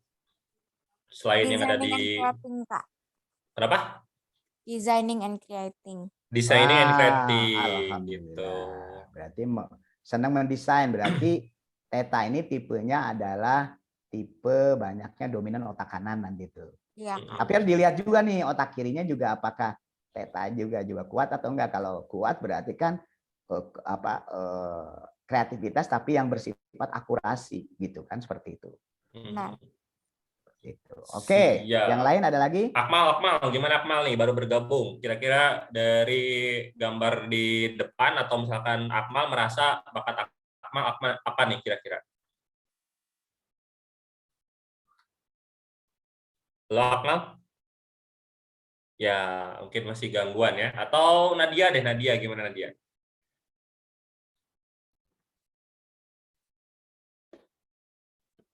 Oh, Akmal akunting katanya. Oh, tapi sukanya balap motor ya Akmal ya? Kenapa? Kalau Akmal ini atlet motor cross Pak sebenarnya, Mbak. Tapi Akmal merasa bakatnya akunting gitu. Jadi oh ya. Oh, senang apa angka-angka gitu, hitung-hitungan gitu ya? Iya, gitu. Tapi sebenarnya profesi hariannya Pak atlet motor Pak, atlet motor cross gitu. Oh, gitu ya? Iya, kesehariannya. Ya bisa jadi multi talent ya. Multi talent betul. Dalam bidang pekerjaan mungkin lebih ke angka-angka, tapi dalam bidang aktivitas lainnya mungkin ada yang motocross gitu ya. Iya, mungkin pas motocrossnya juga senang ngulik angka-angka Pak gitu, berapa kecepatan maksimal kayak gitu ya Pak. Berarti tipenya mungkin Akmal ini tipenya deliberatif tinggi ya. Iya. Orang yang teliti dan hati-hati. Iya. Udah ini dah Pak, banyak prestasinya juga kalau di bidang motocross gitu ya, banyak juara-juaranya gitu. Mantap. Tapi masih kecil, masih kelas 10 kalau Akmal. Masih banyak yang bisa dikembangkan. Oke, mantap. Nadia gimana Nadia? Kira-kira apa yang cocok Nadia? Sama sih Kak, kayak Akmal, akunting juga sebenarnya suka angka-angka. Oh. Senang akunting ya? Iya Pak. Good. Tapi jurusannya pendidikan masyarakat Pak. Apa? Tapi nggak apa-apa. Jurusannya pendidikan masyarakat, kalau di UPI itu lebih kepada pendidikan luar sekolah Pak gitu. Jadi nggak apa-apa, nanti pendidikan masyarakat di bidang accounting. Betul, masih nyambung ya Pak ya, bisa kemana aja gitu. Masih nyambung, masih bisa disambungin. Siap. Lu kita gimana lu kita? Aku suka showing. Yang di luar situ juga boleh kalau kita kira-kira suka showing. Apa ya? Suka showing. Gimana maksudnya suka showing gimana? Menunjukkan ya? Iya, apa ya, aku suka bikin sesuatu yang baru terus pengen orang tahu gitu. Berarti senang tampil dong? Enggak juga sih, tapi kayak pengen pengen orang tahu kalau aku tuh habis bikin sesuatu aja gitu. Oh, berarti showing-nya dalam bidang produknya ya, productivity-nya ya. Iya, kayak creating berarti ya. Iya, kayak aku suka nulis. Aku suka nulis cerita terus pengen orang baca gitu. Oh, nulis ya? Iya. Writing ya. Oke, good. Sudah masuk ke apa? Sudah tahu passion-nya nanti di bidang apa? Aku sih rencananya ntar kuliah mau ngambil sastra Indonesia. Sastra Indonesia ya? Ya. Nggak ke jurnalistik? Itu masih mikir-mikir sih. Oke. Coba aja nanti maksudnya kalau mau di talent mapping dulu untuk tahu betul-betul akurasinya itu di bidang apa sebenarnya yang tepat. Seperti itu ya. Oke. Jadi masing-masing setiap orang berbeda-beda ya. Jadi maksudnya berbeda-beda, ada yang senang guiding, ada yang showing, ada commenting dan banyak-banyak. Tapi sebenarnya banyak banget sebenarnya. Nah, ini adalah peta bakat, teman-teman. Jadi peta bakatnya ini ada thinking tadi yang saya bilang. Ini warna merah artinya kalau kita sebut bahwa ini adalah bakat kuat kita tuh kalau warnanya merah tuh. Sama warna merah, warna kuning merupakan bakat kuat kita. Kemudian warna putih itu netral saja, tidak kuat, tidak lemah. Sedangkan warna abu-abu dan hitam itu artinya bahwa itu adalah bakat lemah kita. Yaitu yang harus dihindari. Seperti itu. Dalam cara berpikir, misalnya contoh kalau kita gambarkan di sini, dia lebih dominan di otak kanan dibanding otak kiri ini. Cara influencing dia, cara meyakinkan orang lain dengan cara ketegasannya dia. Kalau ngomong ini tipe orang ini, tipenya berarti langsung aja tuh. To the point. Kan karenanya kuning. Apalagi kalau merah. Maximizer. Cari sempurna. Orangnya senang dengan keunggulan. Gaulnya sama orang-orang yang memang punya keunggulan. Communication, ngomongnya juga kuat ya. Nah, relatingnya, cara berinteraksi kerjasamanya, includer, berarti orang itu senang berkomunitas. Nah, kan seperti itu. Kemudian connectedness, orangnya secara spiritualnya tinggi ini. Striving, semangat kerjanya hanya didorong oleh responsibility, sedangkan yang lainnya tidak. Jadi ini berarti tipenya adalah bukan orang yang dipengaruhi oleh semangat kerjanya. Jadi semangat kerjanya banyaknya tuh hitam nih, restoratifnya hitam dan lain-lain. Seperti itu ya. Itu akan dipahami secara khusus. Ini contohnya ya. Jadi ini ada 7 bakat terkuat. Nanti kita akan menemukan 7 bakat terkuat ini. Ya. Jadi ada communication, ideation, includer, connectedness, maximizer, futuristic, dan intellection. Jadi ini adalah bakat-bakat yang akan menjadi contoh misalnya nih, core strength-nya dari communication adalah menyampaikan pesan. Core strength-nya dari ideation adalah memunculkan ide baru. Jadi kalau ideation-nya kuat, otomatis berarti dia akan punya kemampuan untuk yang bersifat pekerjaan yang bersifat kreatif. Seperti itu. Oke, nah itu adalah contohnya ya. Kemudian ini ada bakat terlemahnya. Nah, bakat terlemahnya ada deliberatif, konsistensi, restoratif, fokus, konteks, disiplin, dan competition. Nah, ini terbalik dengan Kang Wisnu ini. Disiplinnya ini rendah. Berarti disiplin rendah itu sulit teratur dan tertata. Jadi pekerjaannya itu tidak mau yang ada jadwal. Cara ngatasinya adalah melatih diri menghormati jadwal, buat proyek-proyek dengan deadline yang terjadwal, dan lain-lain. Jadi ada cara mensiasatinya tuh. Dan tipe orang ini juga, ini saya contohkan, tipe competition yang rendah berarti dia tidak suka dibanding-bandingkan dan tidak suka perbandingan. Tapi kalau orang kompetisinya kuat, maka dia itu akan lihat kiri kanan. Kiri sebelahnya tuh siapa tuh kompetitornya. Kalau sekarang kompetitornya udah maju ke depan, dia akan ikut maju gitu kan. Lebih cepat prestasinya. Kenapa? Karena dia tipe competition yang kuat. Jadi sifat-sifat ini akan menentukan terhadap keberhasilan dia dengan memahami sifat-sifat dia sendiri. Seperti itu. Nah, potensi kekuatan misalnya nih. Ini ada advertising, communicating, ideating, visioning, presenting. Jadi nanti akan digambarkan bakat-bakat seperti ini, teman-teman. Ya. Nah, ini ada yang sudah disebut dengan strength cluster map di dalam talent mapping. Di mana dalam talent mapping itu kita akan mengetahui ada tipe headman, ada tipe-tipe yang influence orang, jadi menjadi manajer, mempengaruhi orang lain, dagang, jualan, dan lain-lain itu ada di headman ini nih. Ini ada petanya yang ada kekuatannya di kotak bagian bawahnya, ada kotak bagian atasnya, ya adik-adik teman-teman semuanya. Ada yang tipenya serving, kita ngelihat cara dia orang yang senang helpful, orang yang nolong, melayani. Nah di bidang ini nanti akan kuat di sini di S-nya. GI berarti orang ini adalah orang yang senang di marketing nih, mendesain tadi kayak tadi siapa yang punya senang untuk ngedesain, kemudian membuat ini, maka dia akan kemungkinan besar akan GI-nya akan warna merah dan kuning. Orang yang di bidang teknik misalnya mau kuliah di ITB atau di Unpad tapi jurusan teknik, maka dia akan TE-nya akan ada di sini akan warna merah dan warna kuning. Kalau di sini kan berarti ini warna abu-abu ini berarti ini bukan orang teknik nih. Kalau kita lihat dia di elementary-nya dia kuat, berarti pekerjaan-pekerjaan bersifat bahasa nih, transcribing, interpreting dan lain-lain. Jadi dari hasil talent mapping ini kita akan tahu kita itu benar-benar akan di bidang mana, jurusan mana yang tepat banget untuk kita sehingga kita itu akan easy, enjoy, excellent dan earn, menghasilkan seperti itu. Oke.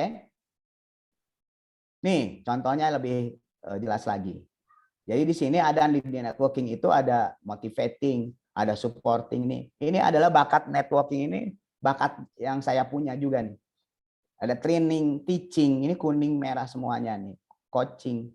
Sedangkan di bagian luarnya putih, berarti belum dikembangkan dan perlu dilatih. Nah, jadi kalau kita ikut pelatihan jangan sembarangan ikut pelatihan. Nah, kalau mau sekolah ya jangan ikut sembarang sekolah. Yang warna kuning dan merah dulu yang di sini ditemukan, baru ikut pelatihan atau ikut sekolahnya di sini nih. Supaya nanti ke depan itu kalau di asesmen lagi warnanya merah dan kuning di sini. Di bagian yang luar ini seperti itu.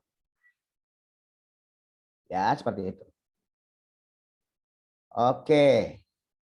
Nah, ini ya di sini nih ya. Jadi di sini nih warna putih ini berarti artinya bahwa ini potensi terpendam. Ini ada bakatnya nih. Ini bakatnya, ini adalah potensi terpendam. Oke. Kemudian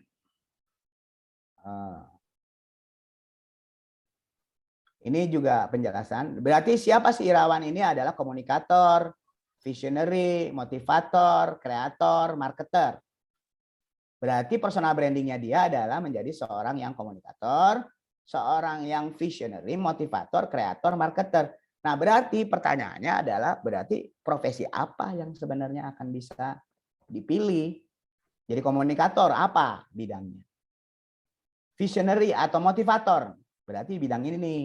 Kreator, menciptakan sesuatu. Marketer, kan seperti itu. Ya.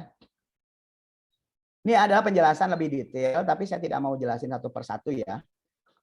Tentang left thinking to input to apa dan lain-lain. Ini nanti teknis setelah di assessment baru kita akan bisa jelasin ini satu persatu kepada orang yang di assessment dan dijelaskan masing-masing bakatnya apa namanya adik-adik semuanya ini. Nanti akan keluar nih di sini nih ada pekerjaannya nih di sini nih. Contoh, input kuat, pekerjaannya statistik, kolektor, ahli bahasa, keuangan. Learner kuat, jadi pengajar, peneliti, wartawan, penulis. Intellection, dosen, penulis, filsuf. Konteks, sejarawan, peneliti, purbakala. Analytical, kan seperti itu. Kemudian futuristik, entrepreneur. Siapa yang jadi pengusaha kalau punya bakat futuristik kuat. Strategik, jadi konsultan, jadi coach, jadi advisor. Jadi begitu. Di influencing juga begitu. Nih, contoh nih, signifikan kuat nih. Senang tampil tadi. Jadi bisa jadi MC, jadi YouTuber. Jadi adik-adik, teman-teman semuanya bahwa yang bukan pada saat kita melakukan assessment talent mapping atau kita bisa mengenali bakat kita, maka kita tahu profesi yang kita harus tentukan, artinya sesuai dengan passionnya kita, maka baru ditentuin jurusannya apa. Kalau mau kuliah itu atau mau tidak harus kuliah ya, maksudnya bisa juga ikut kursus, ikut pelatihan, ikut pengembangan diri. Bisnis ya, Pak? Gimana? Bisnis atau wirausaha juga, Pak? Bisa juga wirausahanya, berarti wirausaha di bidang apa yang tepat sesuai dengan bakatnya kita. Sehingga kita setiap hari bukan seperti sedang bekerja, tapi sedang menjalankan hobinya kita. Seperti itu ya. Relating, cara berinteraksi sama orang lain, ini juga dijelaskan semuanya. Semangat kerjanya, di mana semangat kerjanya nih? Apakah karena arranger, senang ngatur-ngatur orang jadi event organizer? Senang belief, berarti senangnya di bidang sosial nantinya itu karena banyak senang nolong orang. Konsistensi, jadi hakim. Deliberatif, yang perlu ketelitian. Disiplin, fokus, responsibility, dan restoratif. Nah ini yang restoratif ini jadi apa, bengkel gitu kan, seperti itu. Oke. Jadi gimana caranya? Kesimpulannya adalah bagaimana caranya kita bisa menentukan jurusan kuliah kita adalah satu, menentukan tipe personality yang matching dengan jurusan perkuliahan. Yang kedua, mengenali strongest skill kita Anda masing-masing itu apa. Yang ketiga adalah identifikasi pelajaran yang paling disukai dan dapat nilai terbaik saat belajar. Jadi 3 hal. Untuk supaya dapat jurusan kuliah yang tepat ya. Satu adalah tipe personality kita masuk dalam yang mana dalam talent mapping tadi. Apakah termasuk headman, apakah termasuk ke dalam serving, melayani orang lain, apakah termasuk tipe yang generating idea, yang bersifat kreativitas dan perlu menciptakan sesuatu, apakah bersifat technical, sehingga masuk ke jurusan teknik, contoh ke ITB dan lain-lain, apakah termasuk ke dalam tipe elementary, pekerjaan-pekerjaan bersifat dasar, termasuk ahli bahasa dan lain-lain, ataukah pekerjaan bersifat lebih kepada bersifat lebih kepada investigatif, artinya contoh jadi peneliti, kemudian menjadi melakukan riset, kemudian melakukan pengecekan terhadap quality control orang, kan gitu loh ya. Kemudian ada yang bidang keuangan khusus, ada juga yang bidang seperti yang saya sudah yang sudah saya lakukan, yaitu di bidang pengembangan sumber daya manusia seperti itu. Dan termasuk ke pendidikan.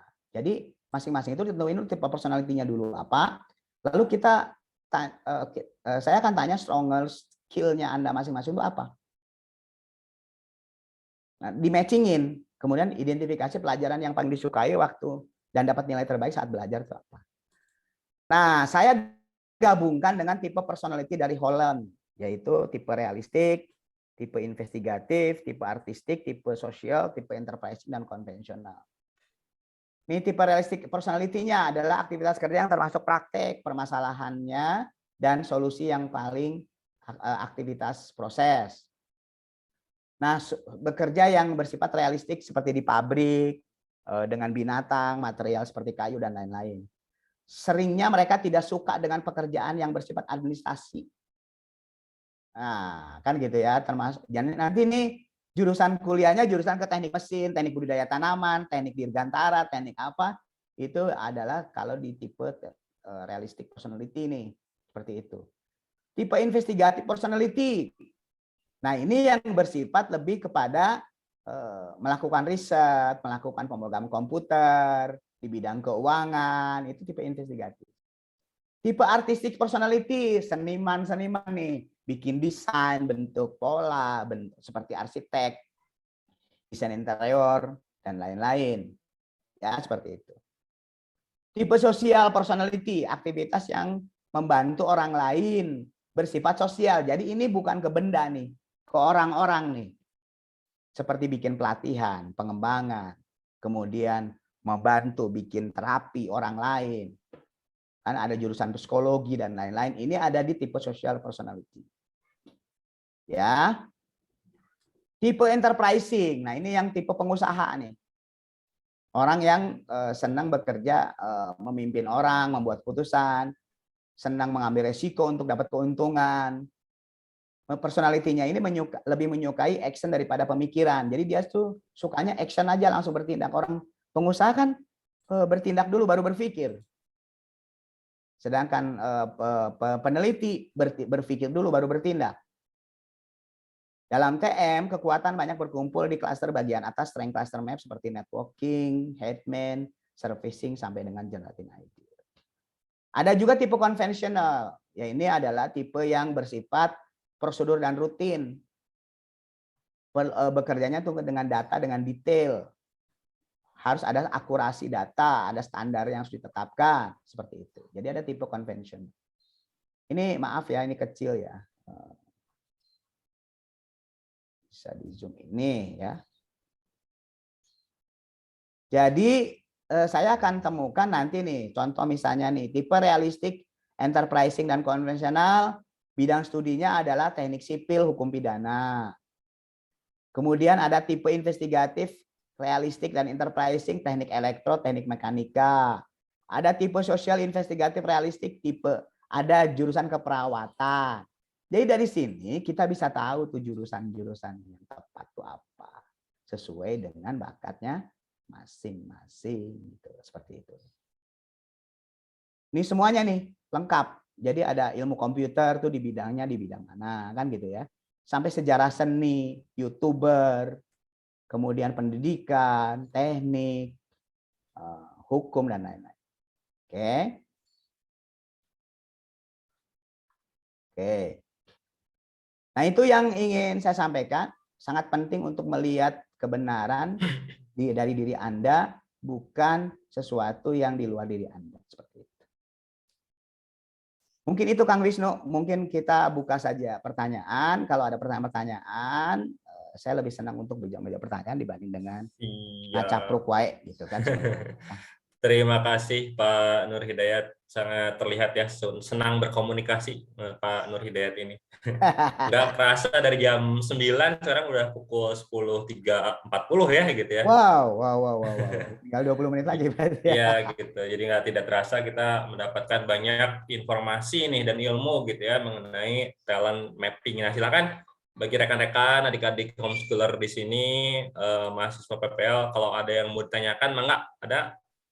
Pak, izin bertanya. Boleh, dari Molek ya, silahkan Molek. Pak, kan saya tuh udah ikut talent mapping 2 kali. Oke, sudah pernah ikut talent mapping ya? Udah.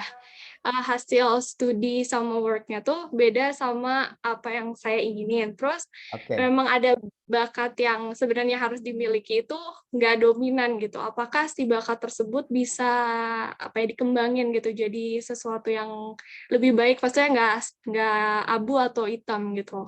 Apakah itu bisa? Boleh lebih detail nggak, lebih dicontohin misalnya sekarang di bidang apa, kemudian bakatnya di situ disebutkan sebagai bidang apa yang berbeda dengan yang sedang dikerjain. Jadi bakat dominan saya itu lebih di komunikasi, di communication, terus ya di komunikasi, terus di empati, di ideation, terus di responsibility dan lain-lain gitu ya Pak. Nah, hasil yang keluar itu bagusnya untuk masuk di bisnis dan pekerjaan itu lebih di saling produk gitu, dan saya tuh menyadari juga kalau saya saling produk tuh saya memang itu kemampuan saya. Tapi saya itu pengennya masuknya di psikologi gitu, dan saya tuh sangat amat senang ketika saya bisa membawakan sesuatu atau berbicara mengenai kesehatan mental ketimbang usaha atau bisnis itu sendiri. Bisa jadi ini nantinya psikologi usaha. Jadi usaha yang bersifat lebih ke psikologis. Kan usaha juga harus ada psikologinya loh, karena yang jadi objeknya kan manusia juga. Kalau sekarang usaha itu pakai individualization-nya, pakai empathy-nya, itu jadi ada nyawanya usahanya itu. Seperti itu. Tapi misalnya nanti Molek kalau misalnya sekarang mau dibaca lagi, saya bisa bantu untuk bacain lagi untuk bisa pahami. Tapi kecenderungannya orang itu kalau memang itu sesuai bakatnya, itu nanti ujung-ujungnya nanti walaupun mau pakai jurusan manapun, akhirnya ujung-ujungnya ke situ lagi kok. Gitu loh. Ya, jadi don't worry, kan kita harus juga cek juga misalnya tadi contoh di bidangnya itu apakah termasuk, kan masuknya psikologi kan, individualisasinya warnanya merah atau kuning, kuat atau enggak? Kuat di kuning apa merah gitu, tapi dia kuat, maksudnya masuknya ke 8, nomor 8. Oh, oke. Nanti tinggal gini aja, nanti kalau sekarang berdasarkan, kalau talent mapping itu kan talent mapping aja, kalau misalnya sekarang nanti diskusi dengan saya, nanti disambungin langsung ke bidang tadi itu tadi. Pakai pakai 6 klaster yang sesuai dengan jurusan tadi itu yang saya sampaikan. Itu kan di talent mapping nggak ada tuh. Jadi masuknya itu apakah tipe pekerjaan yang lebih ke investigatif kah? Apakah lebih senang kepada yang bersifat jualan kah? Atau yang bersifat lebih ke memahami manusia, jadi psikolog gitu kan, seperti itu. Gitu ya. Nanti bisa minta untuk bisa diatur waktu supaya bisa saya bantu kalau masih ada datanya ya, hasil talent mappingnya bisa dibantu untuk dijelasin ulang. Ya, supaya bisa dipetakan sesuai bagaimana mensiasatinya seperti itu ya. Betul. Oke ya, mudah-mudahan bisa memberikan manfaat. Oke. Terima kasih Molek. Molek udah ikutan ya tesnya ya? Udah 2 kali lagi. Tuh. 2 kali lagi. Bagus Konsisten ya? nggak Molek hasilnya? Apa? Hasilnya konsisten nggak? Di communication-nya iya, konsisten. Sama relator. Kayak gitu-gitunya ada beberapa yang konsisten. Biasanya sih 2 kali mau 50 kali isi talent mapping itu akan tetap Sama ya? juga gitu. Sama. Siap. Nah, itu juga ya bagi teman-teman di sini nggak harus selalu siswa ya, bisa aja juga tutor gitu ya atau mahasiswa gitu yang lebih ingin mengetahui kemampuan dirinya sendiri, potensinya, bakatnya. Nah, itu sebenarnya mah tadi pengetahuannya ya, tapi tetap aja untuk bisa lebih detail itu perlu instrumennya, perlu mengikuti tesnya ya, Pak Nur Hidayat ya.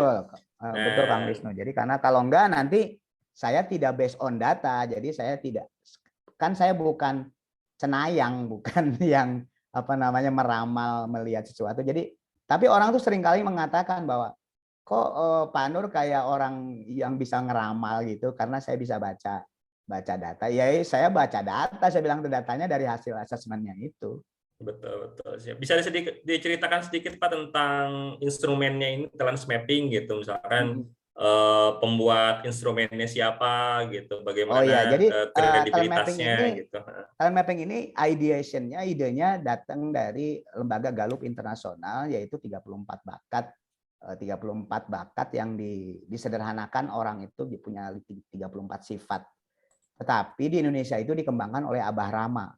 Jadi Abah Rama itu adalah lulusan ITB dan dia itu mengembangkan talent mapping itu. Jadi dia yang menerjemahkan menjadi sampai dengan personal branding. Jadi setiap orang itu punya personal branding, seperti saya adalah orang edukator, motivator, marketer. Itu di dalam Gallup tidak ada. Tapi di dalam talent mapping ini bisa sampai dengan menyebutkan bahwa my personal branding adalah motivator, edukator, marketer, sehingga peran saya akan spontannya di situ dan memang akan punya potensi realisasi kehebatannya akan berasal dari berdasarkan personal branding tadi. Siap. Jadi bukan cuma sekedar di tes keluar hasilnya udah ya Pak ya gitu, tapi kan ada bimbingannya gitu ya. Bukan, yang penting kan bacanya juga seperti tadi misalnya. Betul. Tadi Molek tadi ya yang apa namanya tadi. Itu kan udah 2 kali tuh. Tapi yang paling penting bukan 2 kali atau 5 kali. Tapi seberapa paham kita terhadap hasil asesmennya itu. Jadi oleh karena itu kalau mau dibaca ulang, saya bisa bantu untuk baca nanti ulang. Dibimbing ya Pak ya. Kenapa? Yang ikutan tes itu bukan hanya pas beres ikutan tes udah aja gitu tinggal baca sendiri, tapi dibantu membaca hasilnya ya Pak ya. Gitu. Langsung dijelasin dan istilahnya kapanpun menghubungi saya lagi untuk minta dibaca ulang lagi atau minta arahan supaya sesuai dengan bakatnya, ya saya akan bantu untuk bisa. Nah, betul ya. Nah, itu silahkan ya nanti buat rekan-rekan, adik-adik gitu yang ingin mengetahui potensi minat dan bakatnya, ingin dilakukan tesnya ya, menghubungi saya aja mungkin ya, Pak. Kang Wisnu aja nanti, ya. Kang Wisnu nanti saya akan kasih linknya untuk diisi. Itu sih akurasinya udah hampir sangat tinggi ya, udah di atas 95%. Jadi karena datanya sudah sangat banyak. Oleh karena itu mau dalam kondisi apapun juga kecenderungannya saya bisa tanda kutip bisa ngeramal gitu kan, maksudnya bisa membaca dari hasil asesmen itu bahwa kamu punya tipenya seperti apa. Karena saya seperti ini, seperti pernah ada orang yang bukan hanya jurusan ya, maksudnya itu ada yang pasangan suami istri kemudian bertengkar terus gitu kan karena usahanya nggak matching. Saya talent mapping dua-duanya, setelah itu jadi saling paham, saling tahu antar pasangan. Kemudian jadi konsultasi pernikahan juga Pak? Bisa juga, jadi maksudnya bukan, tapi saya berdasarkan data ya, maksudnya betul. Dalam hal mematchingkan, kan orang itu bertengkar karena tidak paham satu sama lain. Betul. Ada juga yang mungkin paham karena ada yang minta saya itu adalah memilih di antara keluarga besar itu siapa yang layak jadi seorang CEO. Pemimpin perusahaan itu siapa yang paling tepat. Saya talent mapping dulu semuanya. Adik kakak semuanya talent mapping dan saya tentuin ini orang ini yang paling tepat untuk jadi CEO. Yang lain di bidang yang berbeda-beda. Ada yang bagian keuangan, ada yang bagiannya pemasaran dan lain-lain seperti itu. Siap, Pak. Nah, itu ya, jadi bukan hanya tes TOEFL, bukan hanya tes SBMPTN ya gitu, tapi kita juga perlu tes talent mapping juga gitu untuk lebih mengetahui potensi diri kita, dan itu investasi ya gitu sebenarnya Maya. Itu berguna untuk seumur hidup, Kang Wisnu. Betul. Sekali Investasi, mengisi, pegang itu, simpen, jangan ini karena itu tidak akan berubah lagi. Akan begitu aja terus seperti itu. Dan bukan cuma tes kesehatan ya Pak ya, tes corona terus gitu ya. Tapi kita juga perlu tes psikologi gitu ya untuk bisa mengetahui potensi apa yang kita miliki, kelebihan, kekurangan apa gitu, sehingga ya sesuai tujuan pendidikan nasional ya, kita bisa menjadi manusia yang seutuhnya Pak ya gitu, dengan pertama mengenali diri sendiri gitu ya. Ada lagi pertanyaan dari rekan-rekan, mungkin bisa satu pertanyaan lagi kalau ada yang ingin ditanyakan. Nah, sekali lagi kalau ada yang ingin mengikuti tesnya nanti, kan kalau Pak Nur Hidayat sibuk ya, banyak gitu yang nanti menghubungi, silahkan melalui saya dulu untuk nanti dikoordinir ya, dan kalau di atas 10 orang ada diskon ya Pak ya, nanti untuk mengikuti tesnya gitu. Jadi silahkan nanti yang mau mendaftar, baik itu tutor ya, kita juga bisa mendukung kinerja kita nantinya gitu, ataupun bisa juga siswa ya, bisa menjadi referensi gitu, dan juga mahasiswa juga boleh bisa menjadi referensi juga nanti ketika sebelum masuk ke dunia kerja gitu ya. Mungkin pertanyaan terakhir Pak, tadi saya memperhatikan bahwa memang karakter itu kata Bapak adalah core personality ya gitu, sedangkan di pendidikan sendiri sekarang banyak digembar-gemborkan tentang pendidikan karakter gitu, pembentukan karakter gitu ya, padahal saya juga memahami bahwa memang karakter itu adalah ciri khas gitu ya.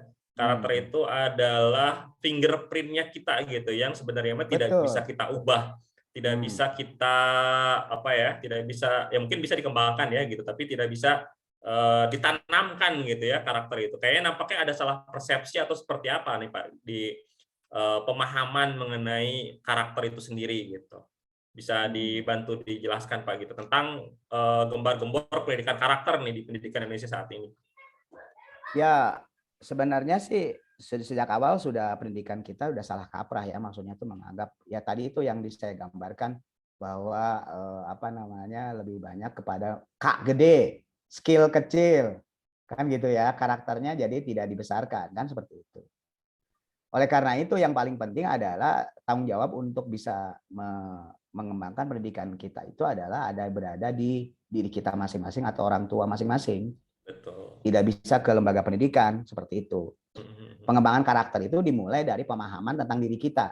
Jadi kita bercermin dengan diri kita, kehebatan kita seperti apa, kita melakukan SWOT analisis, strength, weakness-nya apa diri kita. Sudah gitu baru kita fokus, dan sekolah itu adalah penyedia aja. Penyedia terhadap setelah kita tahu. Jadi jangan dipermainkan oleh sekolah, tapi sebenarnya kita harusnya bisa menentukan dulu. Oleh karena itu, seperti talent mapping ini penting banget untuk orang tua tuh. Orang tua bagaimana memberikan jalan hidup untuk anak-anaknya.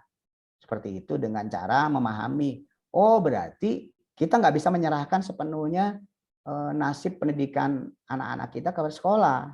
Betul. Karena nanti akan jadi produksi yang akan dihasilkan adalah produksi orang-orang yang pinter, berpengetahuan, tetapi tidak punya karakter dan tidak punya bakat yang sesuai potensi diri masing-masing seperti itu. Iya Pak, makanya salah satu juga kita ada homeschooling seperti ini Pak gitu, agar pendidikan anak itu sifatnya fleksibel Pak gitu. Jadi kembali lagi kepada orang tua gitu ya, dan anak dalam menentukan jalannya sendiri, tapi kita ibaratnya win-win solution, masih sesuai dengan koridor apa yang diinginkan oleh pemerintah gitu. Makanya kita ada homeschooling seperti ini untuk menjembatani lah gitu ibaratnya orang tua dan anak yang ingin lebih mengembangkan karakter, keterampilan, skillnya gitu, tapi tetap sesuai dengan koridor kurikulum pendidikan di Indonesia gitu. Nah, itulah Ya luar biasa jalan. betul Kang Wisnu, luar biasa bahwa pendidikan itu memang tanggung jawab untuk semua orang kan, bukan hanya pendidikan formal kan. Malah kalau pendidikan formal kan, kalau kayak di istilahnya kan, anak saya pernah di Amerika terus ditanya tuh apa sih keluhan kamu tentang pendidikan di Indonesia gitu kan, waktu ditanya di Amerika oleh media media publikasi di sana, dijawabnya adalah terlalu banyak yang diberikan. Jadi kayak orang disuapi makanan gitu kan, makanan banyak gitu kan, pengetahuan apapun. Jadi kita tuh jadi seorang generalis bukan seorang spesialis. Betul. Nah, seperti itu. Iya. Nah, dengan fleksibilitasnya dengan program pendidikan yang homeschooling ini, maka jadi bagus banget kalau homeschooling ini sejak awal sudah dikenali dulu nih. Oh, dia memang potensi bakatnya di mana nih. Nah, di situ aja dikembangin, dimaksimalkan di situ. Kalau yang lain-lain yang bersifat basic-basic seperti matematika, hitungan dasar, membaca dan lain-lain, itu kan memang seharusnya sudah dimiliki dan memang diajarkan. Tapi yang lain harus lebih banyak dikembangkan sesuai dengan potensi diri masing-masing seperti itu. Betul. Siapa ini juga jadi masukan juga ya buat kami, karena memang kalau mau masuk homeschooling kita biasanya ada tes Pak gitu, tapi sebatas masih tes psikologi gitu ya. IQ gitu kan, lebih ke psikotes mental gitu ya, dan kemampuan belajar awal gitu dari anak. Mungkin nanti juga kita bisa lebih masukkan juga talent mapping ya gitu bagi yang mau gitu orang tua. Untuk sebelum masuk homeschooling jadi masukan dulu. Betul, bikin kurikulumnya nanti kurikulumnya yang sesuai dengan bakatnya dia, dengan peta itu. Iya, gitu. Harusnya sih, saya setuju ya. Karena memang selama ini kita juga kesulitan ya untuk bisa menemukan instrumen yang bisa mendeteksi ya dengan tepat gitu ya karakter dan potensi dari anak. Ya mungkin juga sifatnya talent mapping ini juga sebagai referensi ya, akan lebih bagus juga kalau misalkan disokong atau misalkan ditambah dengan referensi-referensi yang lainnya gitu. Nah, jadi silahkan ya adik-adik semua nanti yang ingin mengikuti tes lebih detailnya, ingin mengetahui potensi dirinya, bakat dirinya.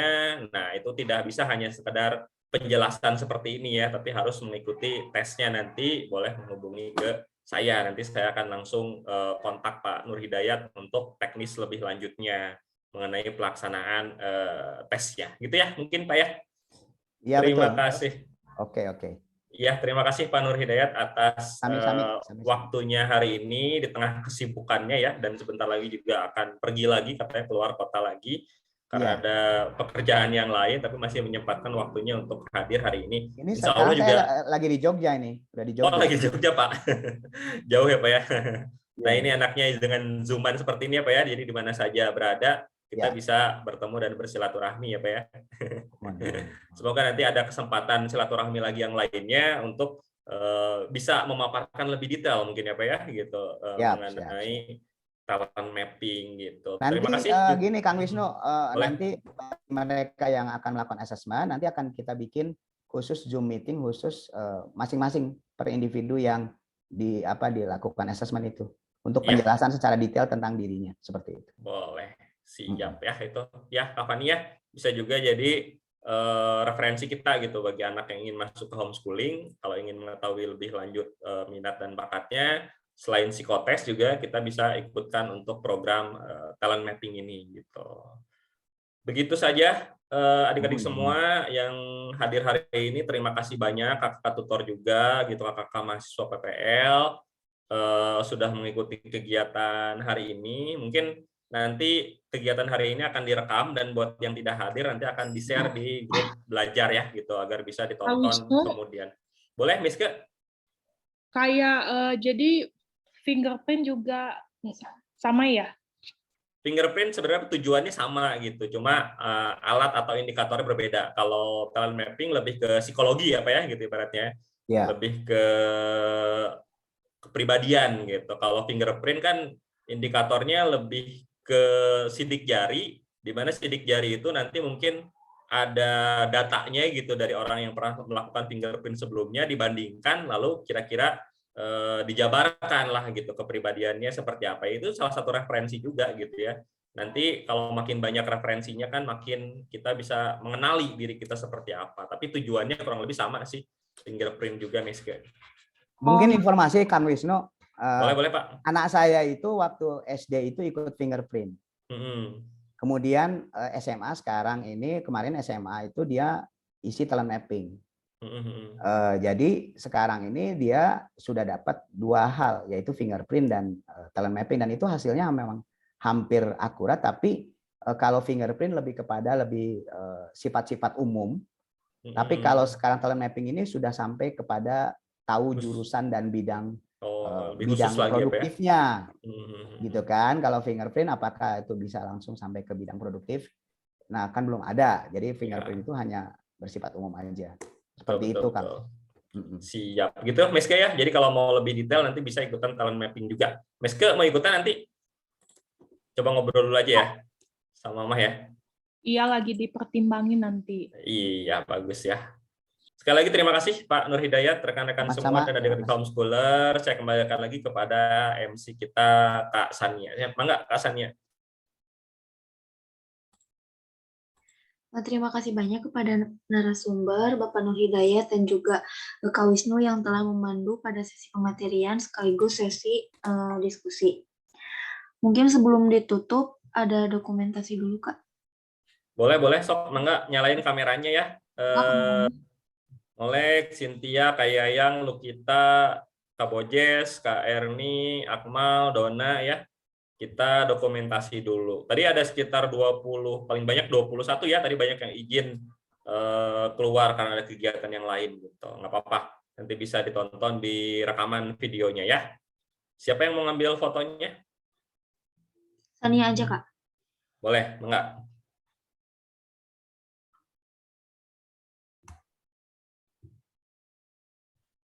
Udah?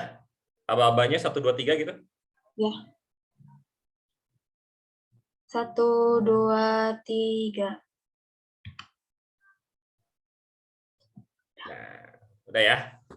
Siap, makasih ya. Enggak, Sania lanjut lagi. Ya, alhamdulillah kita sudah menyelesaikan acara talent mapping ini. Terima kasih banyak kepada narasumber, moderator, dan juga adik-adik teman-teman homeschooler yang telah menyimak acara ini dari awal sampai akhir. Semoga kita dapat memetik pelajaran berharga dari acara ini dan dapat kita aplikasikan pada kehidupan sehari-hari. Saya sampaikan permintaan maaf saya atas kesalahan dan kekurangan yang ditemukan selama bertugas menjadi MC. Akhir kata, terima kasih dan wassalamualaikum warahmatullahi wabarakatuh. Waalaikumsalam warahmatullahi wabarakatuh. Makasih Pak Nur Hidayat. Terima kasih Kang Wisnu semuanya, adik-adik semuanya. Semoga sukses dan sehat terus ya. Amin. Semoga kita bisa bertemu tatap muka ya Pak ya nanti. Ya siap insya Allah. Assalamualaikum. Waalaikumsalam. Mangga silahkan yang ada kegiatan lagi, bentar lagi Jumatan ya, silahkan bersiap-siap. Yang laki-laki, yang perempuan juga boleh kalau mau ikut Jumatan.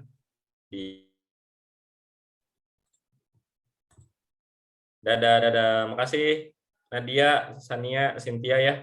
Tadi juga ada Intan ya, keluar lagi. Makasih Kak. Ya, mungkin evaluasinya dikit. Kalau mau pertanyaan ice breaking tool bagus kalau bikin slideshow. Jadi pertanyaannya itu ditampilkan di layar gitu. Jadi nggak lupa lagi ya. Nah, itu lebih nanti anak-anaknya gampang kalau ditanya kalau pakai slideshow gitu.